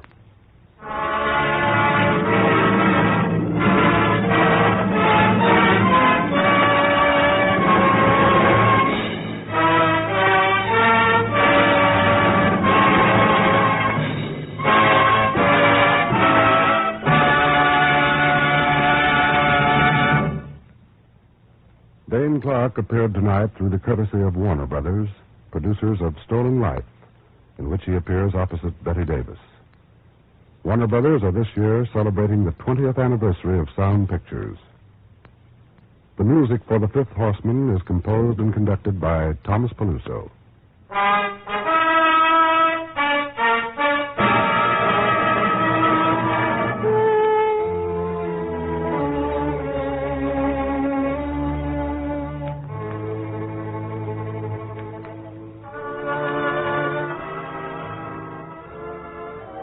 The Fifth Horseman came to you from Hollywood.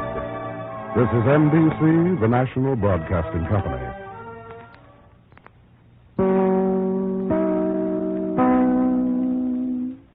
This is Chesterton Radio, the true, good, and beautiful at chestertonradio.com. Good evening, this is J. Carroll Nash. What will happen if atomic energy gets out of hand? We are just beginning to understand what great blessings could come from its beneficial use. We already know its destructive power. The men who have studied atomic energy say that if some sort of control is not worked out among nations, it could devastate us. What you are about to hear is a story of what our country could be like after atomic war.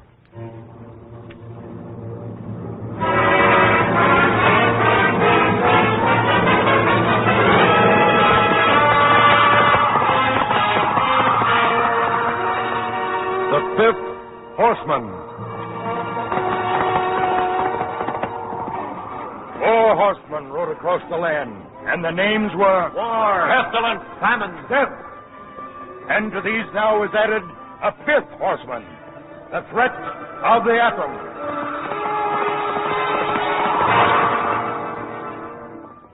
The National Broadcasting Company and its affiliated independent stations present The Fifth Horseman, written and produced by Arnold Marquis.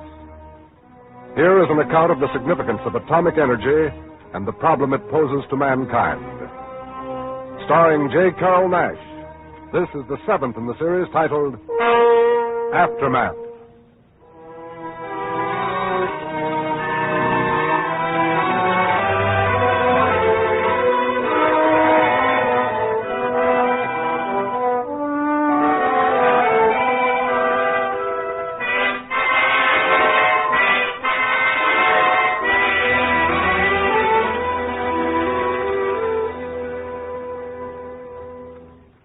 name? Stanchion. Initials? A.D. Uh-huh. Where did you come from? Your home? St. Louis. And where were you at the time it happened? I was just outside of Brookfield, Missouri. That was my territory. Mm-hmm. Family in St. Louis? Yes. As I remember, St. Louis was hit by the first flight. Yes. I know this is painful for you to talk about, Mr. Stanchion, but we've got to have a record of everyone here in dispersal area 743. I understand. You go back to St. Louis? Yes. The roads were crowded with people, some in automobiles and trucks, most of them walking, nearly all of them burned or bleeding. Did you get into St. Louis? No, the troops stopped me at the outskirts. The city was still blazing. The guards said the place was so radioactive no one could go in. I drove my car to a side road and headed. And that night went in on foot. The next afternoon, twilight, I found the place. The place where our house had been. Uh-huh. It was smashed and burned to the ground like all the rest of St. Louis. 5 atomic bombs hit the city. I could find no trace whatever of my family. Perhaps 1/2 of the population of the United States were destroyed in the 2 days of war. Is there anything else you want of me? Yeah. How did you get out here? I drove out. I wandered all over the country hoping to find a trace of my family. I got gasoline from abandoned automobiles, abandoned pump stations, anywhere I could find it. You have any gasoline still in your tank? About a pint.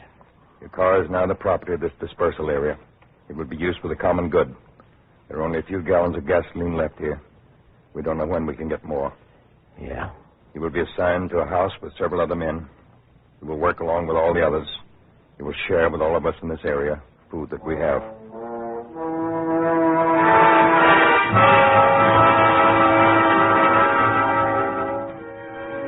The director assigned me to a house with 3 men. Who does that director think he is, a dictator? That was Mack from Omaha. This place is going to be just what we make it, Stanchion. That was Harmon from New York. They're not going to keep me here, law or no law. And that was Kane from New Orleans.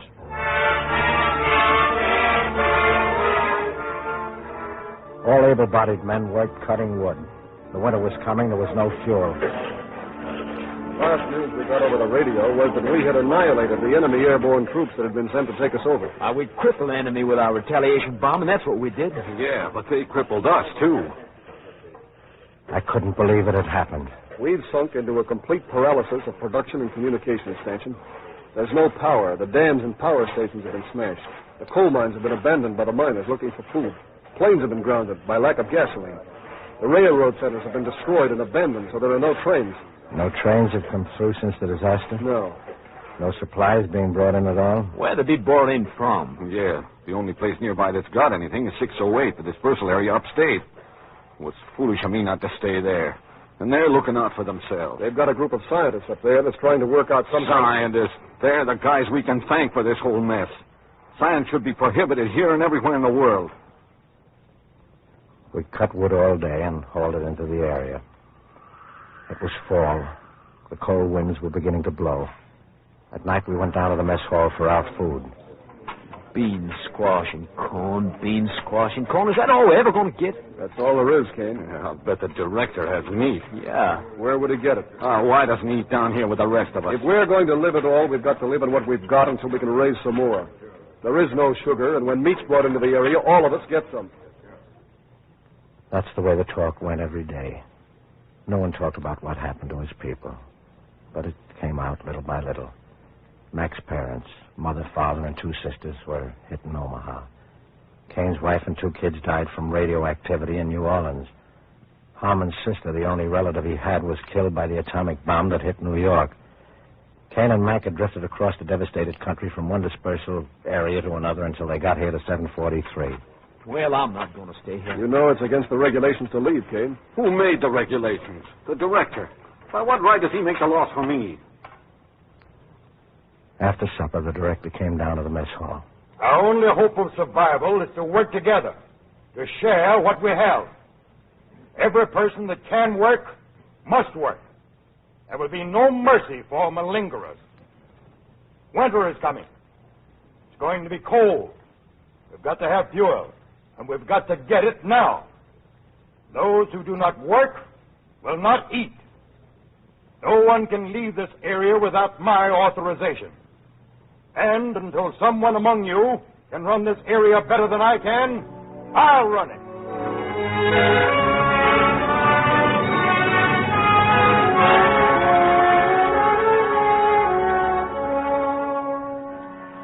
That night at the house, Harmon and I talked late. There was no light, except for the candle we'd made. How can we preserve what we know for the generations to come, Stanchion? That's what worries me. I don't know. Most of the libraries and the universities are gone. But even if they weren't, most of the people who know and understand what's in the books are dead. I wonder if I could get every person here in 743 to write down everything he knows. Well? I know it sounds impossible, Stanchion, but if we don't, everything we know or have learned, all the experience we've had, might die with us. I know. What we ought to do is organize some kind of school here in 743 as fast as we can. At least you and I, all of us who are here now, saw civilization and culture. The coming generation will never have seen it at all.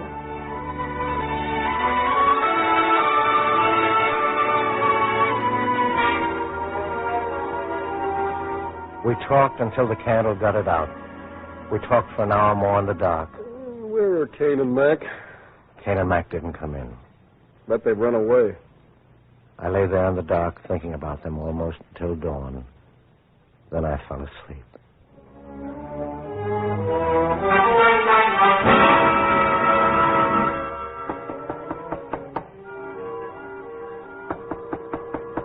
Police, open the door. Police, open the door. Harmon went to the door. Yes? Emery Kane here. Why, Stanchion, is Kane here? Kane? Well, I don't know. I'll have to search the place. They searched the house. Kane must have tried to leave in the dark last night with McAllister. We caught McAllister. He's in jail right now, waiting to be taken before the director. We all went to work in the woodlots as usual that day. At night, word was passed that Mac was going to be brought before the director. Wait a minute. By what right do you say that I can't leave here? What right do you have to send your men out to drag me back here and lock me up? Who appointed you director? Who elected you? I was appointed manager of this dispersal area by the government before the disaster. And I will stay on the job until the government relieves me. What government? There's no government left. The government ordered before the disaster that once a man is registered in a dispersal area, he must stay there until the emergency is over. You left without permission, McAllister, and it is my judgment that you must surrender your liberty for a period of 30 days. You will be locked up. Then you will be put on probation. If there's still a government, I have my civil rights. Come on,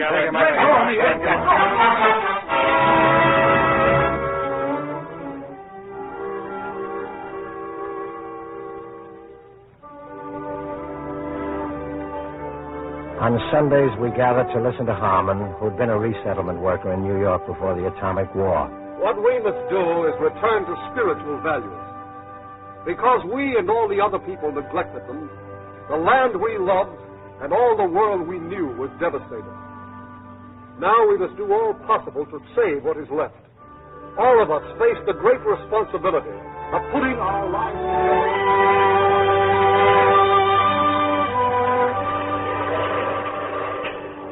After Mac had served his time, he came back to work. This is like being in a prison camp. Where would you go if you left here, Mac? Oh, at least I could get out of this cold. That's why we've got to gather all the firewood we can now. We're never going to be able to get enough to last us all winter. And where'll we be with these clothes? They've been talking about making clothes. As soon as we can get something to make them out of. Yeah, what's going to happen to us before we get them? And how about shoes? Look at mine. We're going to have to make our shoes, too. With what? What we wondered about most was whether we'd have enough food to see us through the winter. The beans and corn and squash were rationed. Some grain was coming in by wagon from the farmers south and west of the area. But there was nothing we could pay with. Money was worthless. We bargained away what little we had in belongings, furniture, extra clothes. All the gasoline for the cars was gone. One night, after work, the word was passed to come down to the hall. Our mechanics had built a wind motor and kept the batteries of the radio there charged. But for a long time now, no regular broadcast had come in. Only weak, unintelligible signals from small, faraway stations. Now, for the first time, a nearby station came in clearly. No one knows for sure how much of it's true because all we can do is relay the reports that we've heard through our radio pickups. This morning we heard a report from Area 226 that they'd picked up. It said that Army scouts have now explored Washington, D.C. It was so radioactive that it could not be entered for several months. The Capitol was found destroyed, and so were most of the big government buildings. There's been nobody to clean up the rubble, so grass and weeds are beginning to grow everywhere. A small group of men who were in the government at the time of the disaster set themselves up at Bethesda near Washington as the legal head of the government of the United States. We heard something about Chicago, too. There isn't a living being in the city, but there are several 100,000 corpses all over the city rotting in the rubble. Well, I guess that's about all the information we can give you at this time. Signing off now. Everybody hung around and talked after the broadcast. It was the first radio most of us had heard since the disaster. Washington, grown up with weeds. Be a long time before there's any kind of real government there. But that radio shows that we're making some progress. Yeah. What are they going to do when some of the parts they're using wear out and they've got to have new ones? I don't know. But that fact alone should make you see that we've got to do everything that we can while we're still living to make a new start with civilization. If we don't, our children and our grandchildren may go back to a dark age. Okay, but how are we going to get through this winter without food? We still have food. But not enough to last through the winter. I know that if I got out of here that I could rustle up enough food for myself somehow. 608 has promised to send us some food when their end of the railroad is repaired. Why, the railroad is repaired. How do we know they're trying to repair it at all? We've got to take their word for it. And we've got to stay here and work until they send it, or until we can grow some ourselves. We'll never get through the winter.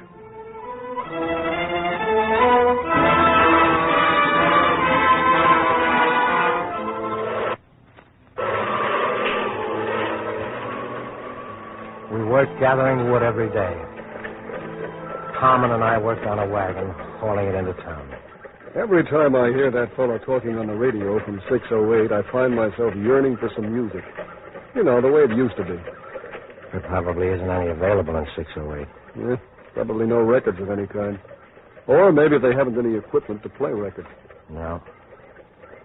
We never appreciated what we had, did we, Stanchion? I guess not. But maybe they'll play some music when they come on tonight. I don't know if I'll go down. I don't feel very well.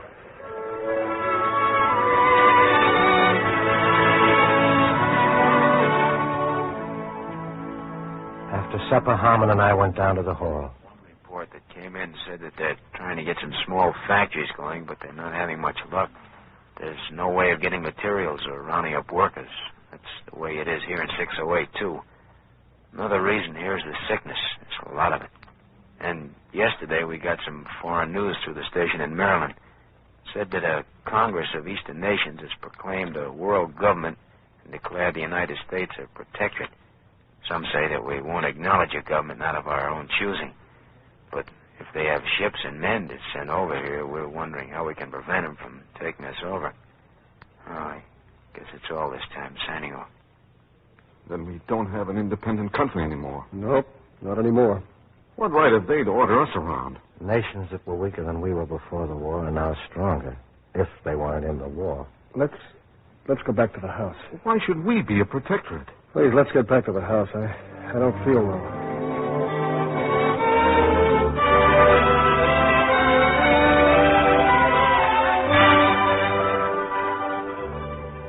Mac was in a talkative mood. Harmon went to bed. He said he had a headache and chills. Mac kicked about the food. The rations had been cut.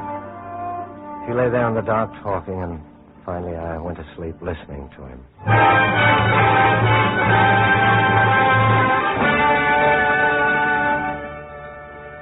Next morning, Mac and I got up to go to work. Harmon didn't get up. I'll be all right. You go ahead. Oh, here. I'll put my blankets on you. No, No, you don't know what I've got. You'll need them. Well, use them anyway. Yeah. I put my blankets over them, and Mac and I went to work. About half the workers didn't show up. Everybody's sick. I wonder what it is. Remember that guy on the radio mentioned the sickness up in 608? Yeah. I reported harmless illness. When we got back at night, the medic was there, a fellow that had some experience around hospitals. You've got influenza, Harmon. Oh? You think it's the same thing they've got up in 608? Maybe. The medic told us how to keep Harmon warm, and then he told me something I hadn't thought of. There's no medicine. And there probably won't be any of the kind we had before the war for years. Isn't there anything we can do for him? Heaven help us if anyone needs surgery. Well, least thing we can do is keep him warm. He can use my blankets, too. That night, down to the mess hall before we ate, the director made an announcement. Now the winter is setting in. We've taken all possible measures to provide for ourselves during the cold months ahead. If we cut down on our rations, perhaps we can make it. This we will do, starting with this meal. Seats, everyone.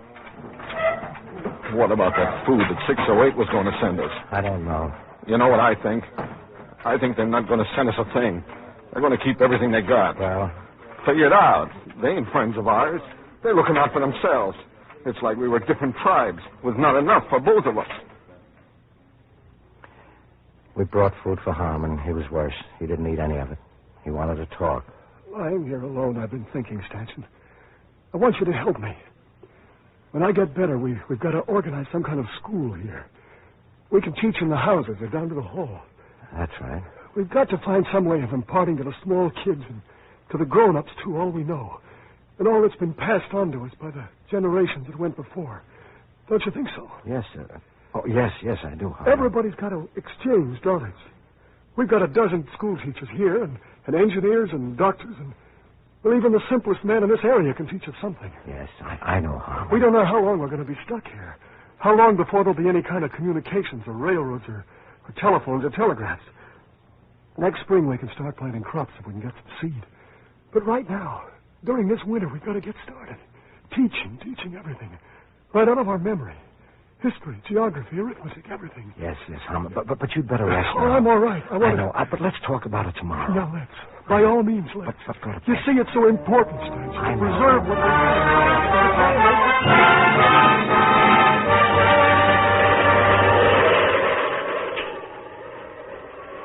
Listen to that wind. The next morning was frosty. We got snow before night. I'm still chilled from not having any covers last night. And almost no food today. I'd like to go down to those railroad tracks and walk until I got to 608. I know they got food there. You'd starve to death before you got there, Mac. You wouldn't find even a crumb of food on the way.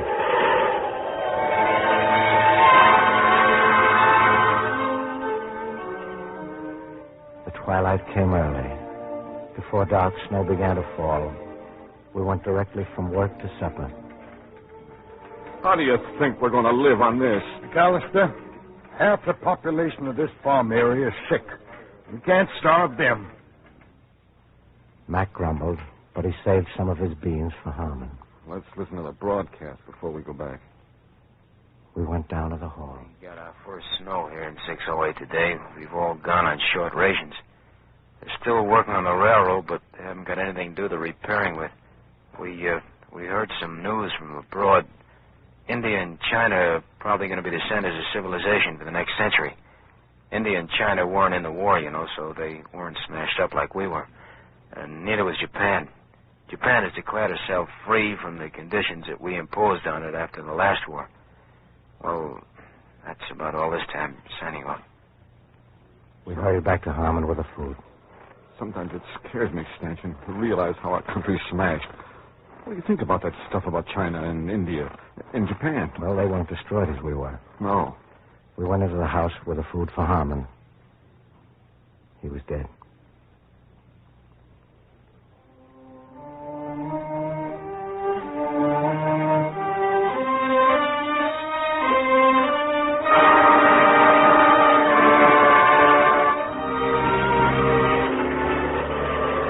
Harmon was one of the first to go. About half the people in the area came down with sickness. Oh, it's so hopeless. There's almost nothing we could do for them. No medicine. No. And how's a man going to fight sickness on these kind of rations?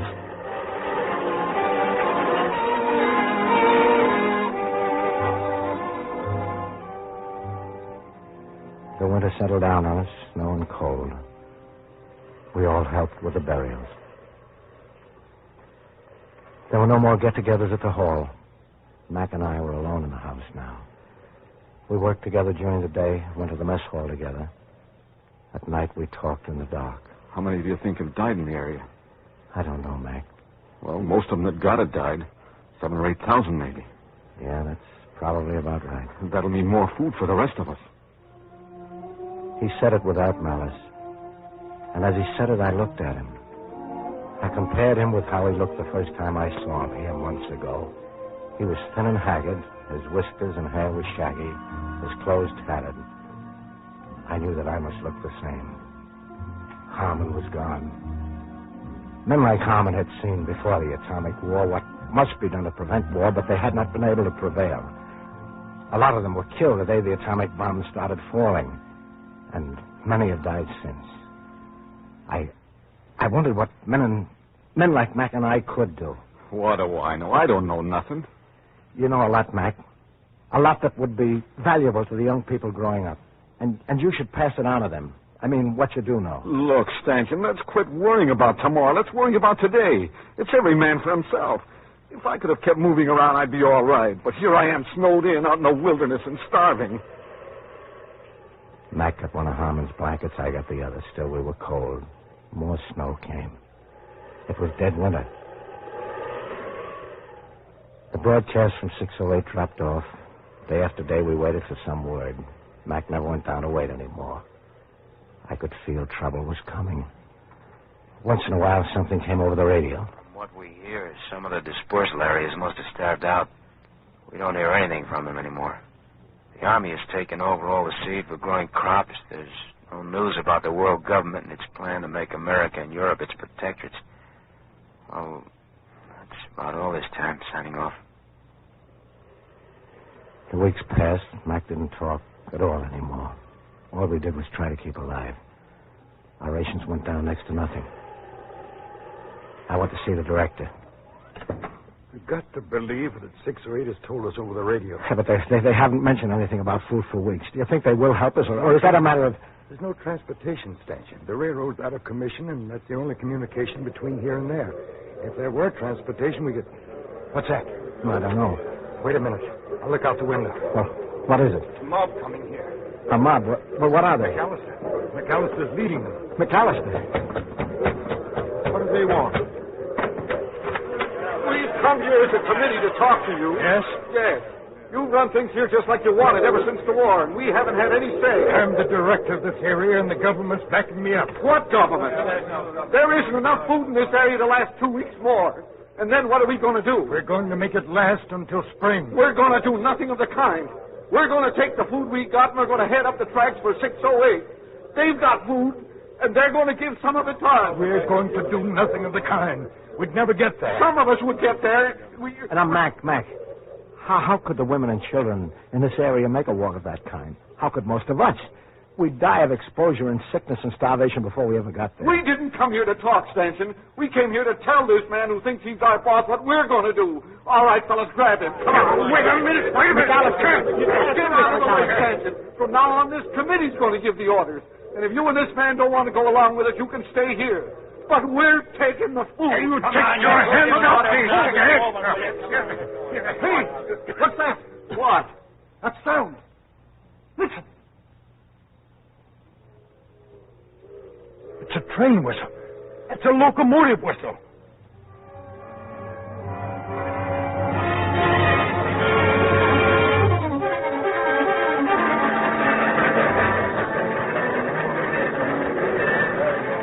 We all rushed down to the tracks. We stood there with tears in our eyes as the train came in. It brought food, but not from 608. For 608 had no more food than we.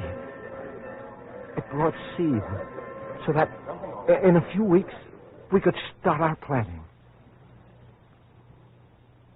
crops are in now, and everyone in this area is working on them. One train comes in about every 2 weeks, and they bring us not only supplies, but information about what's happening in the rest of the country. In 2 or even 3 years, there'll be materials for homes. By the same time, some of the water power stations will be restored, and industrial electricity will become available again in some areas. Coal mining is being resumed. 1/3 of the normal production may be reached by next year.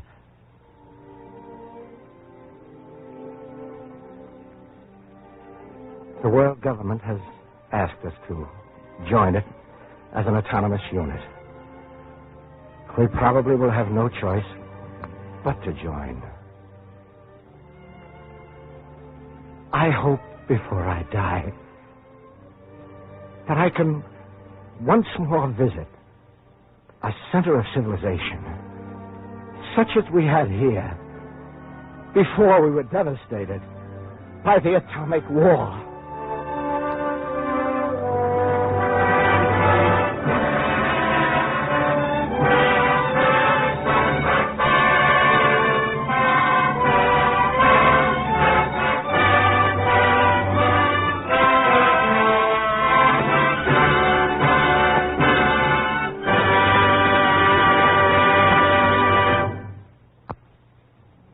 Ladies and gentlemen, you have just heard J. Carrol Naish, starring in the 7th program in NBC's series, The Fifth Horseman, written and directed by Arnold Marquis.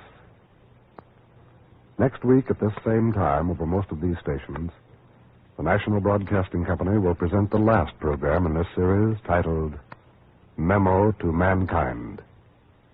One man's reaction to the problem of what to do about the control of atomic energy.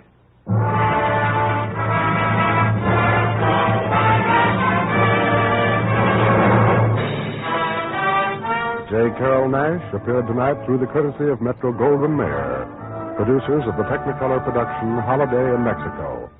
The music for The Fifth Horseman is composed and conducted by Thomas Peluso. The Fifth Horseman came to you from Hollywood. This is NBC, the National Broadcasting Company.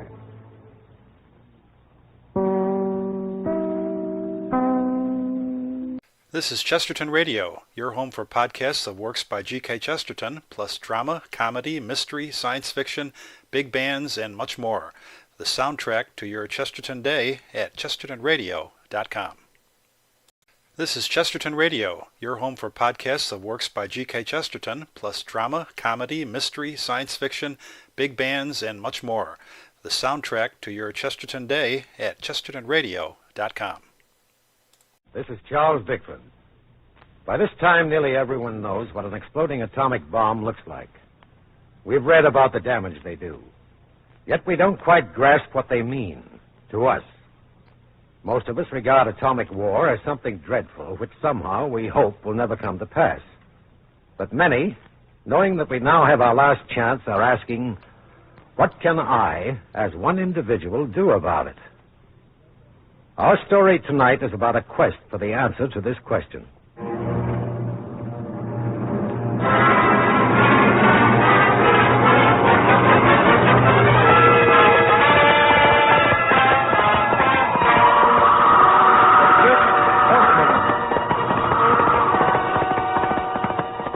Four horsemen rode across the land, and their names were War, Pestilence, Famine, Death.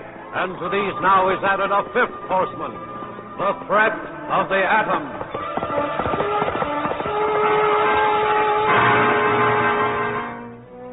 The National Broadcasting Company and its affiliated independent stations present The Fifth Horseman, written and produced by Arnold Marquis. Here is an account of the implications of atomic energy and the problems it poses for mankind. Starring Charles Bickford, this is the last in the series titled Memo to Mankind.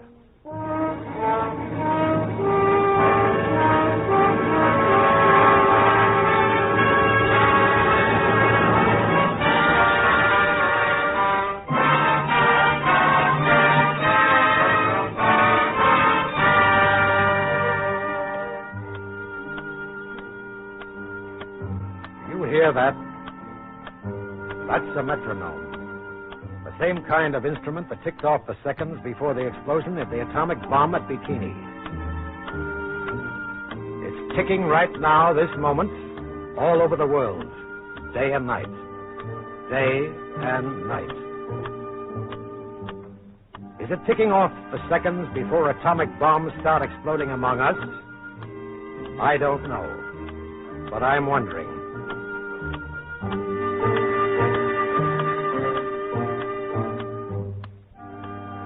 For the past year, I've heard a lot of talk, like this. If what the scientists say about atomic bombs is true, the thing for me to do is to get out into the country somewhere. What are you talking about? Well, if it's only a matter of time till all our cities and our industries are blown... The whole thing's overrated. Sure, the bomb's a more powerful weapon than we've ever had before. But every new weapon is more powerful than we've ever had before. Discovery of gunpowder didn't mean the end of everything. Neither will atomic energy.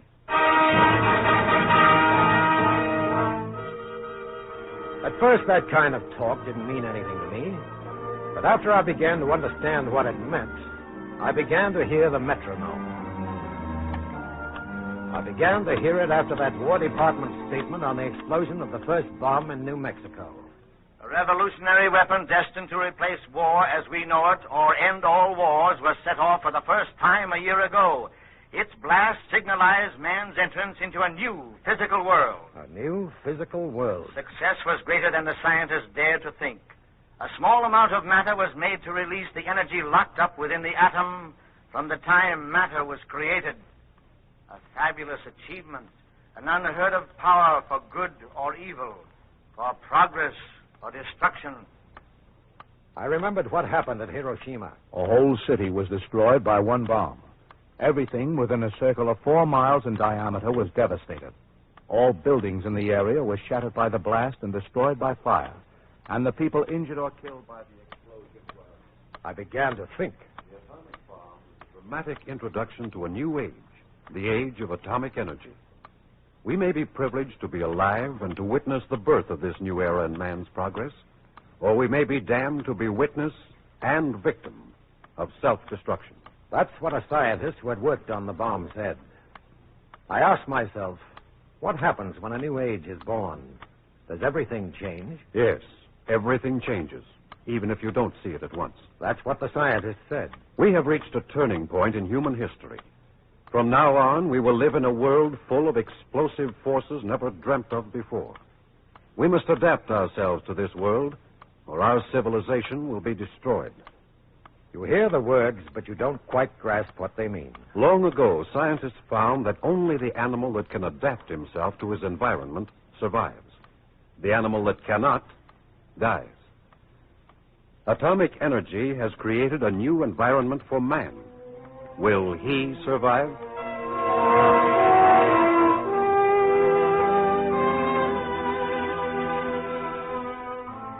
Figure it out for yourself. We've got the bomb. We've got the secret. We've got the greatest productive capacity of any nation on Earth. Let others worry. We're in no danger. We can't keep the secret forever. Relax. The scientists say that other nations will develop their own bombs in a few years. Secret or no secret. Yes, I read that.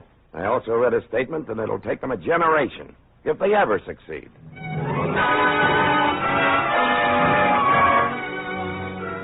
But one thing was evident.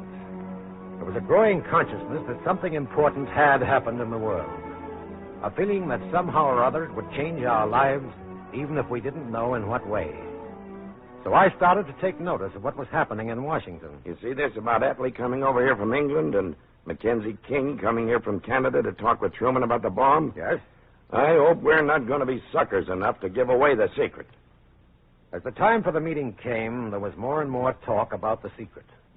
And I felt like a lot of other people that as long as we'd developed the bomb and paid the bill, about $2 billion, there was no reason why we should give it away.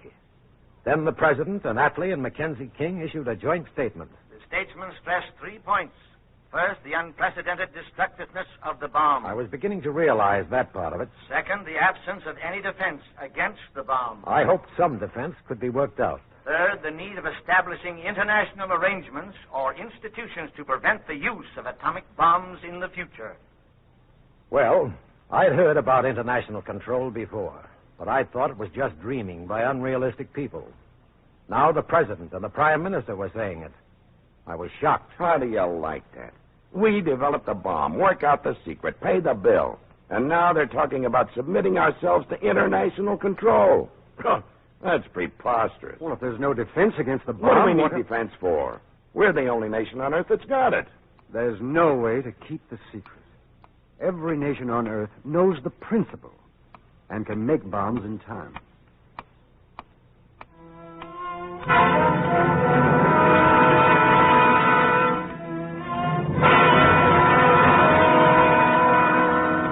I was listening with more and more interest to what was being said about the whole problem. Still, it seemed to me that somehow it would be figured out. Why, sure. During the war, we had to adjust ourselves to many changes. Get along with less gas, with no tires, to find defenses against planes, submarines, magnetic mines. But it all worked out, didn't it? Then somehow I began to get the feeling that maybe this time it would not work out. Not without a great change in our ways of thinking and living, here and everywhere in the world.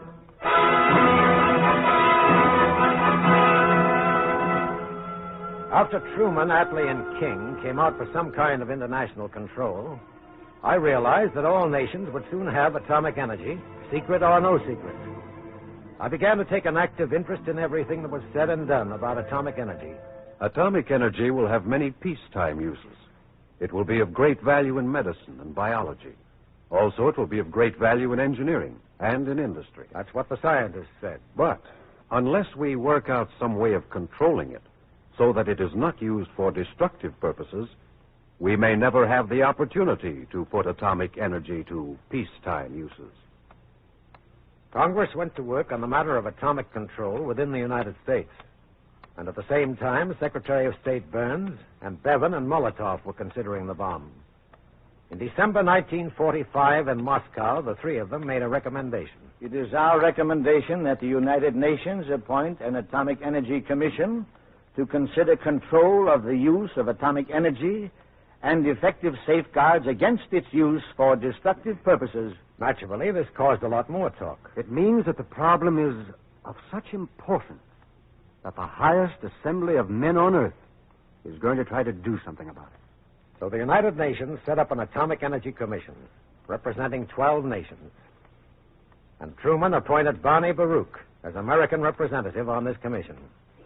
So this commission went to work. Let me ask you something. You think that if other nations have bombs, we can bind them by agreement not to use them on us in case war breaks out? No. That's why steps have got to be taken so that no nation has atomic bombs to use against other nations. My friend, you're just dreaming. Well, even before the United Nations Commission got working on the problem, a couple of bills were introduced in Congress for control of atomic energy within the United States. And also, at the same time, the State Department named a board of consultants of 5 distinguished Americans to look into the problem. David E. Lilienthal, chairman of the Tennessee Valley Authority, Chester I. Barnard, president of the New Jersey Telephone Company, Dr. J. Robert Oppenheimer of the California Institute of Technology and University of California, Dr. Charles Allen Thomas, vice president and technical director of the Monsanto Chemical Company, and Harry A. Winnie, vice president of the General Electric Company in charge of engineering policy. I studied the list. Practical men, every one. Not dreamers, but far-seeing men who on their own achievements had proved themselves.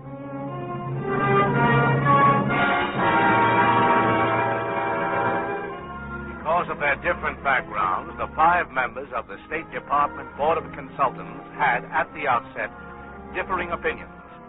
For weeks now, they have been visiting the atomic installations at Oak Ridge, Tennessee, and at Los Alamos, New Mexico. They have talked with scientists, industrial experts, geologists, with the people who know most about atomic energy. How soon the consultants will be ready to leave.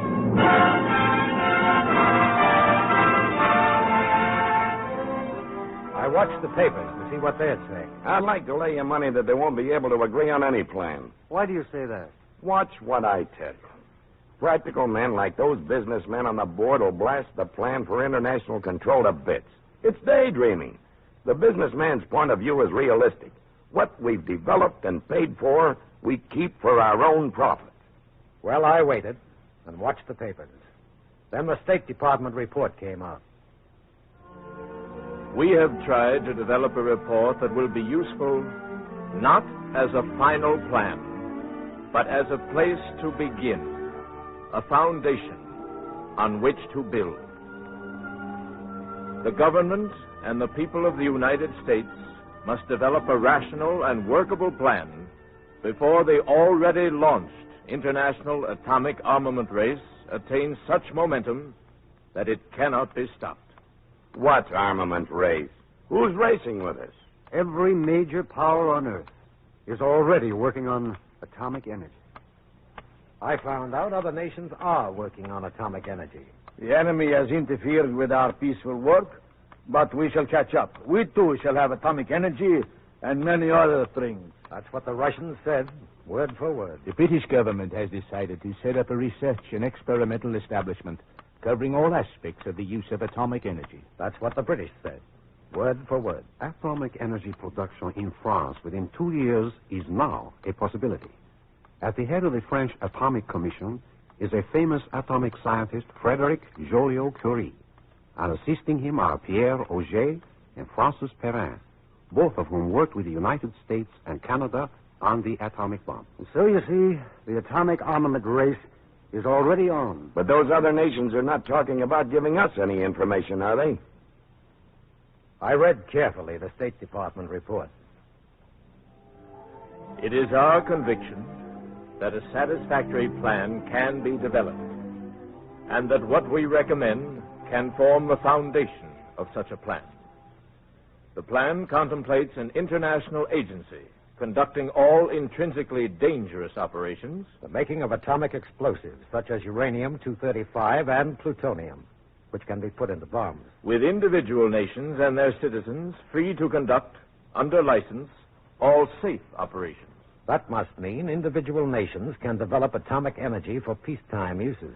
An international agency might take any one of several forms, such as a United Nations Commission or an international corporation or authority. An international authority, beyond the control of any one nation, for the control of atomic energy. 100 questions sprang into my mind. Such an international agency must have authority to own and lease property, to carry on mining, manufacturing, research, licensing, inspecting, selling, or any other necessary operations. I tried to think what that would mean. An international body made up of representatives of many nations having control of atomic energy in the United States, as well as in Germany, England, France, Russia, Japan, and in all the other nations.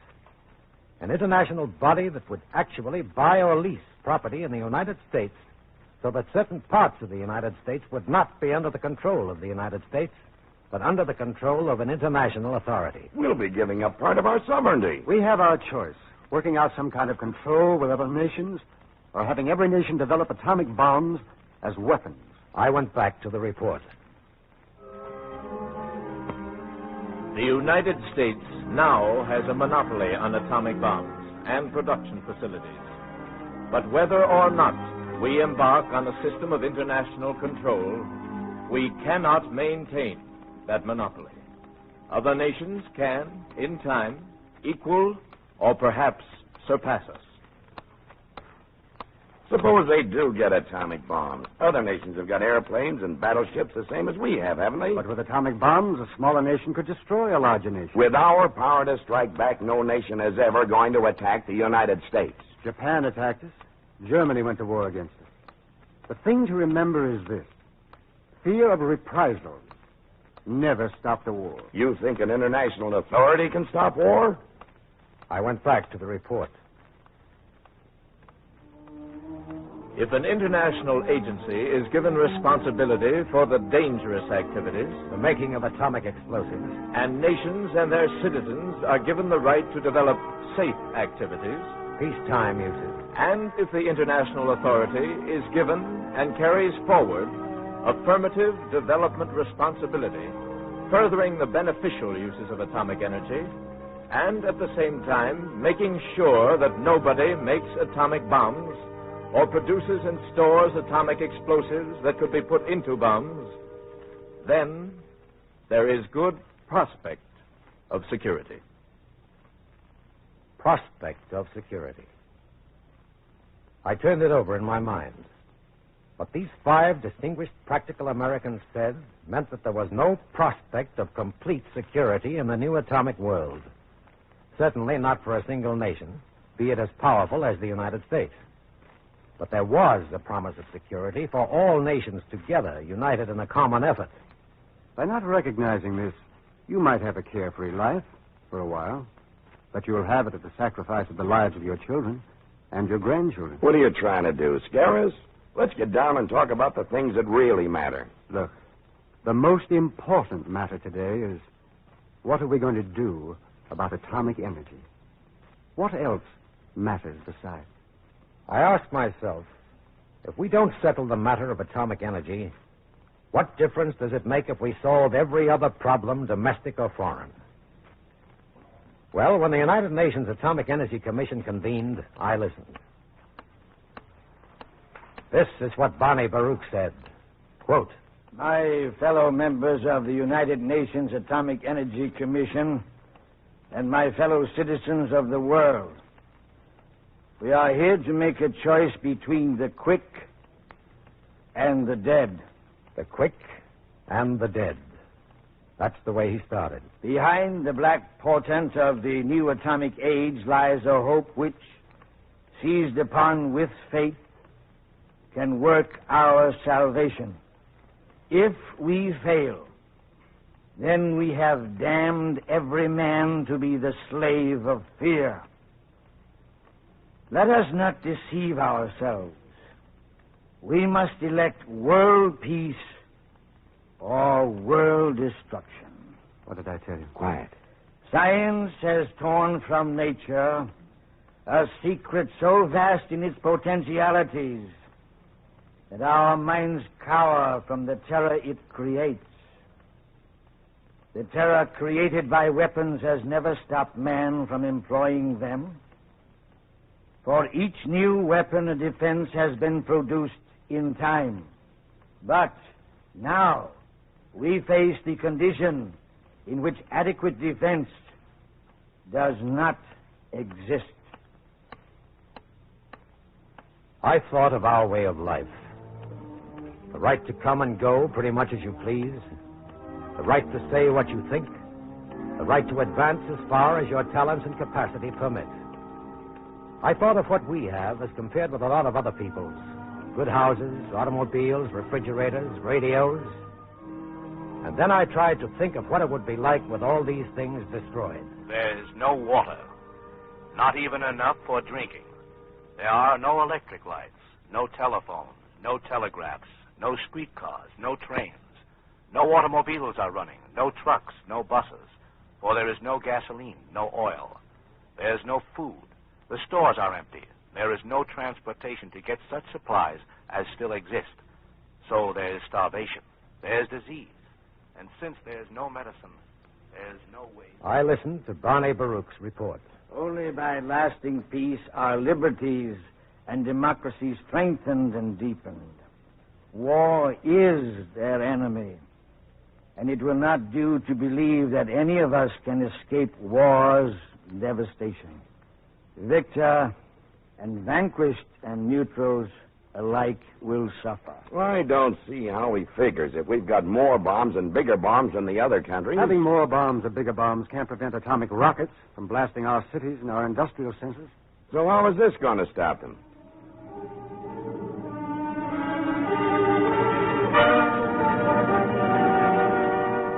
The United States proposes the creation of an international atomic development authority to which should be entrusted the development and control of atomic energy.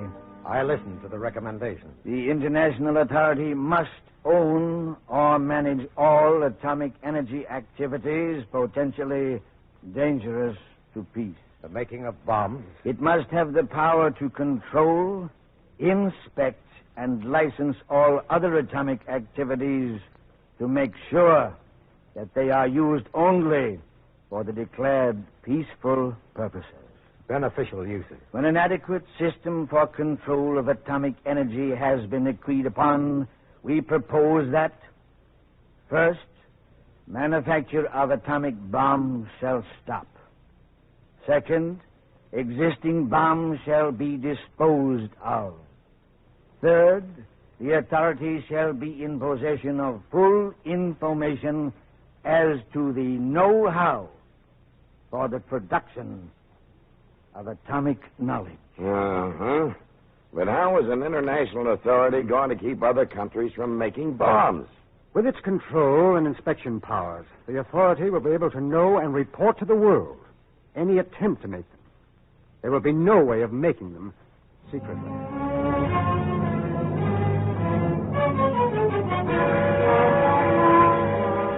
One other point in this report of Barney Baruch of the United Nations Atomic Energy Commission. Under the United Nations Charter, a nation can be penalized only by concurrence of each of the Big Five.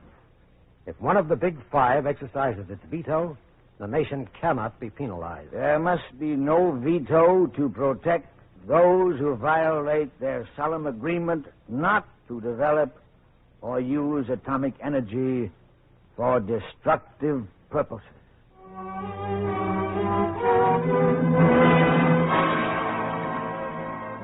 Several things have happened in the 2 months since those recommendations were made by the Atomic Energy Commission.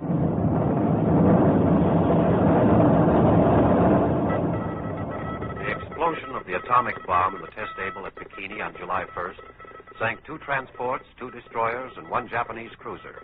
It damaged 30 of the 73 vessels in the test. Most animals on the ship survived the blast, but died from the bomb radiation. And 3 weeks later,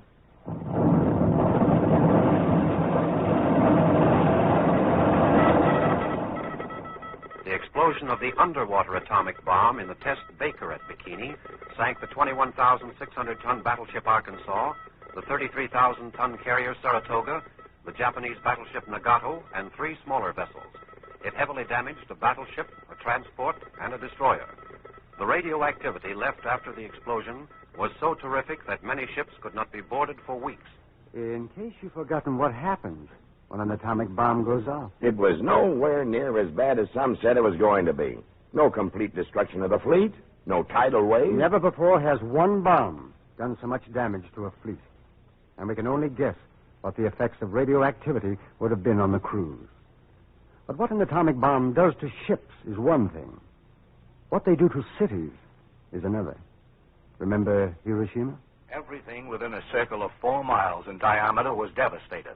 All buildings in the area were shattered or destroyed by fire, and the people injured or killed by the explosion. Only one atomic bomb hit Hiroshima. If war ever comes, hundreds of bombs will hit our city. one other thing happened in these last few weeks. President Truman has signed the Atomic Control Bill, vesting in a civilian authority, almost complete authority, over the development of atomic energy within the United States. So we've settled the matter of atomic control within the United States in a manner consistent with our traditions. The matter of international control is still unsettled. Are the seconds ticking off as they did before the explosion of the bombs at Bikini? Are they ticking right now, this moment, all over the world? Scientists of other nations are already talking about their atomic bombs. Forget it. The whole thing's overrated. Well, I'm beginning to think the best thing to do is move out of the city. Out into the wilderness. As far as I can go. Who's going to start anything with us?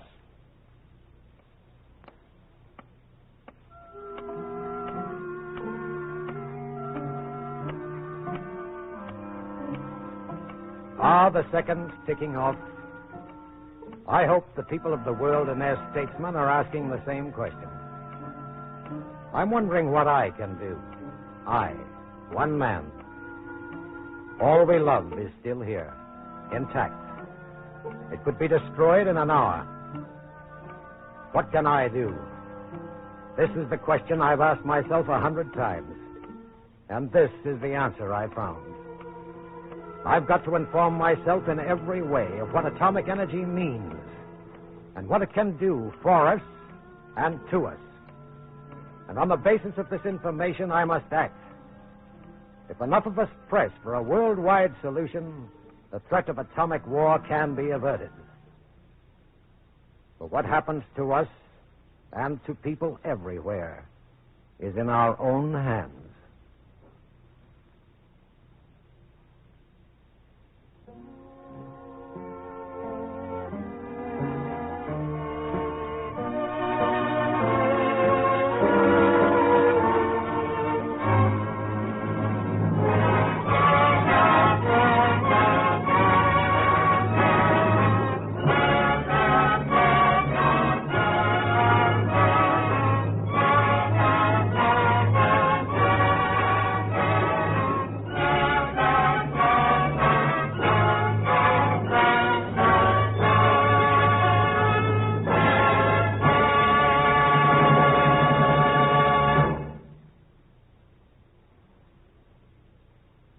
Ladies and gentlemen, you have just heard Charles Bickford, starring in the 8th and last program in NBC's series, The Fifth Horseman, written and directed by Arnold Marquis.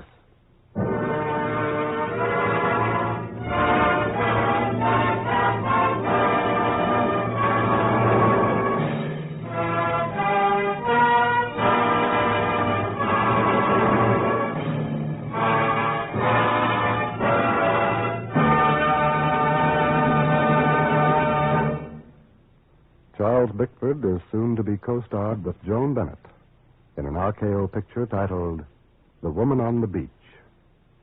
The music for The Fifth Horseman was composed and conducted by Thomas Peluso.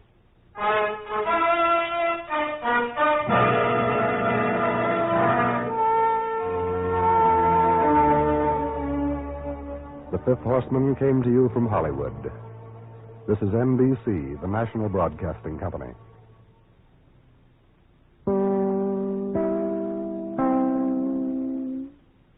This is Chesterton Radio, the true, good, and beautiful at chestertonradio.com.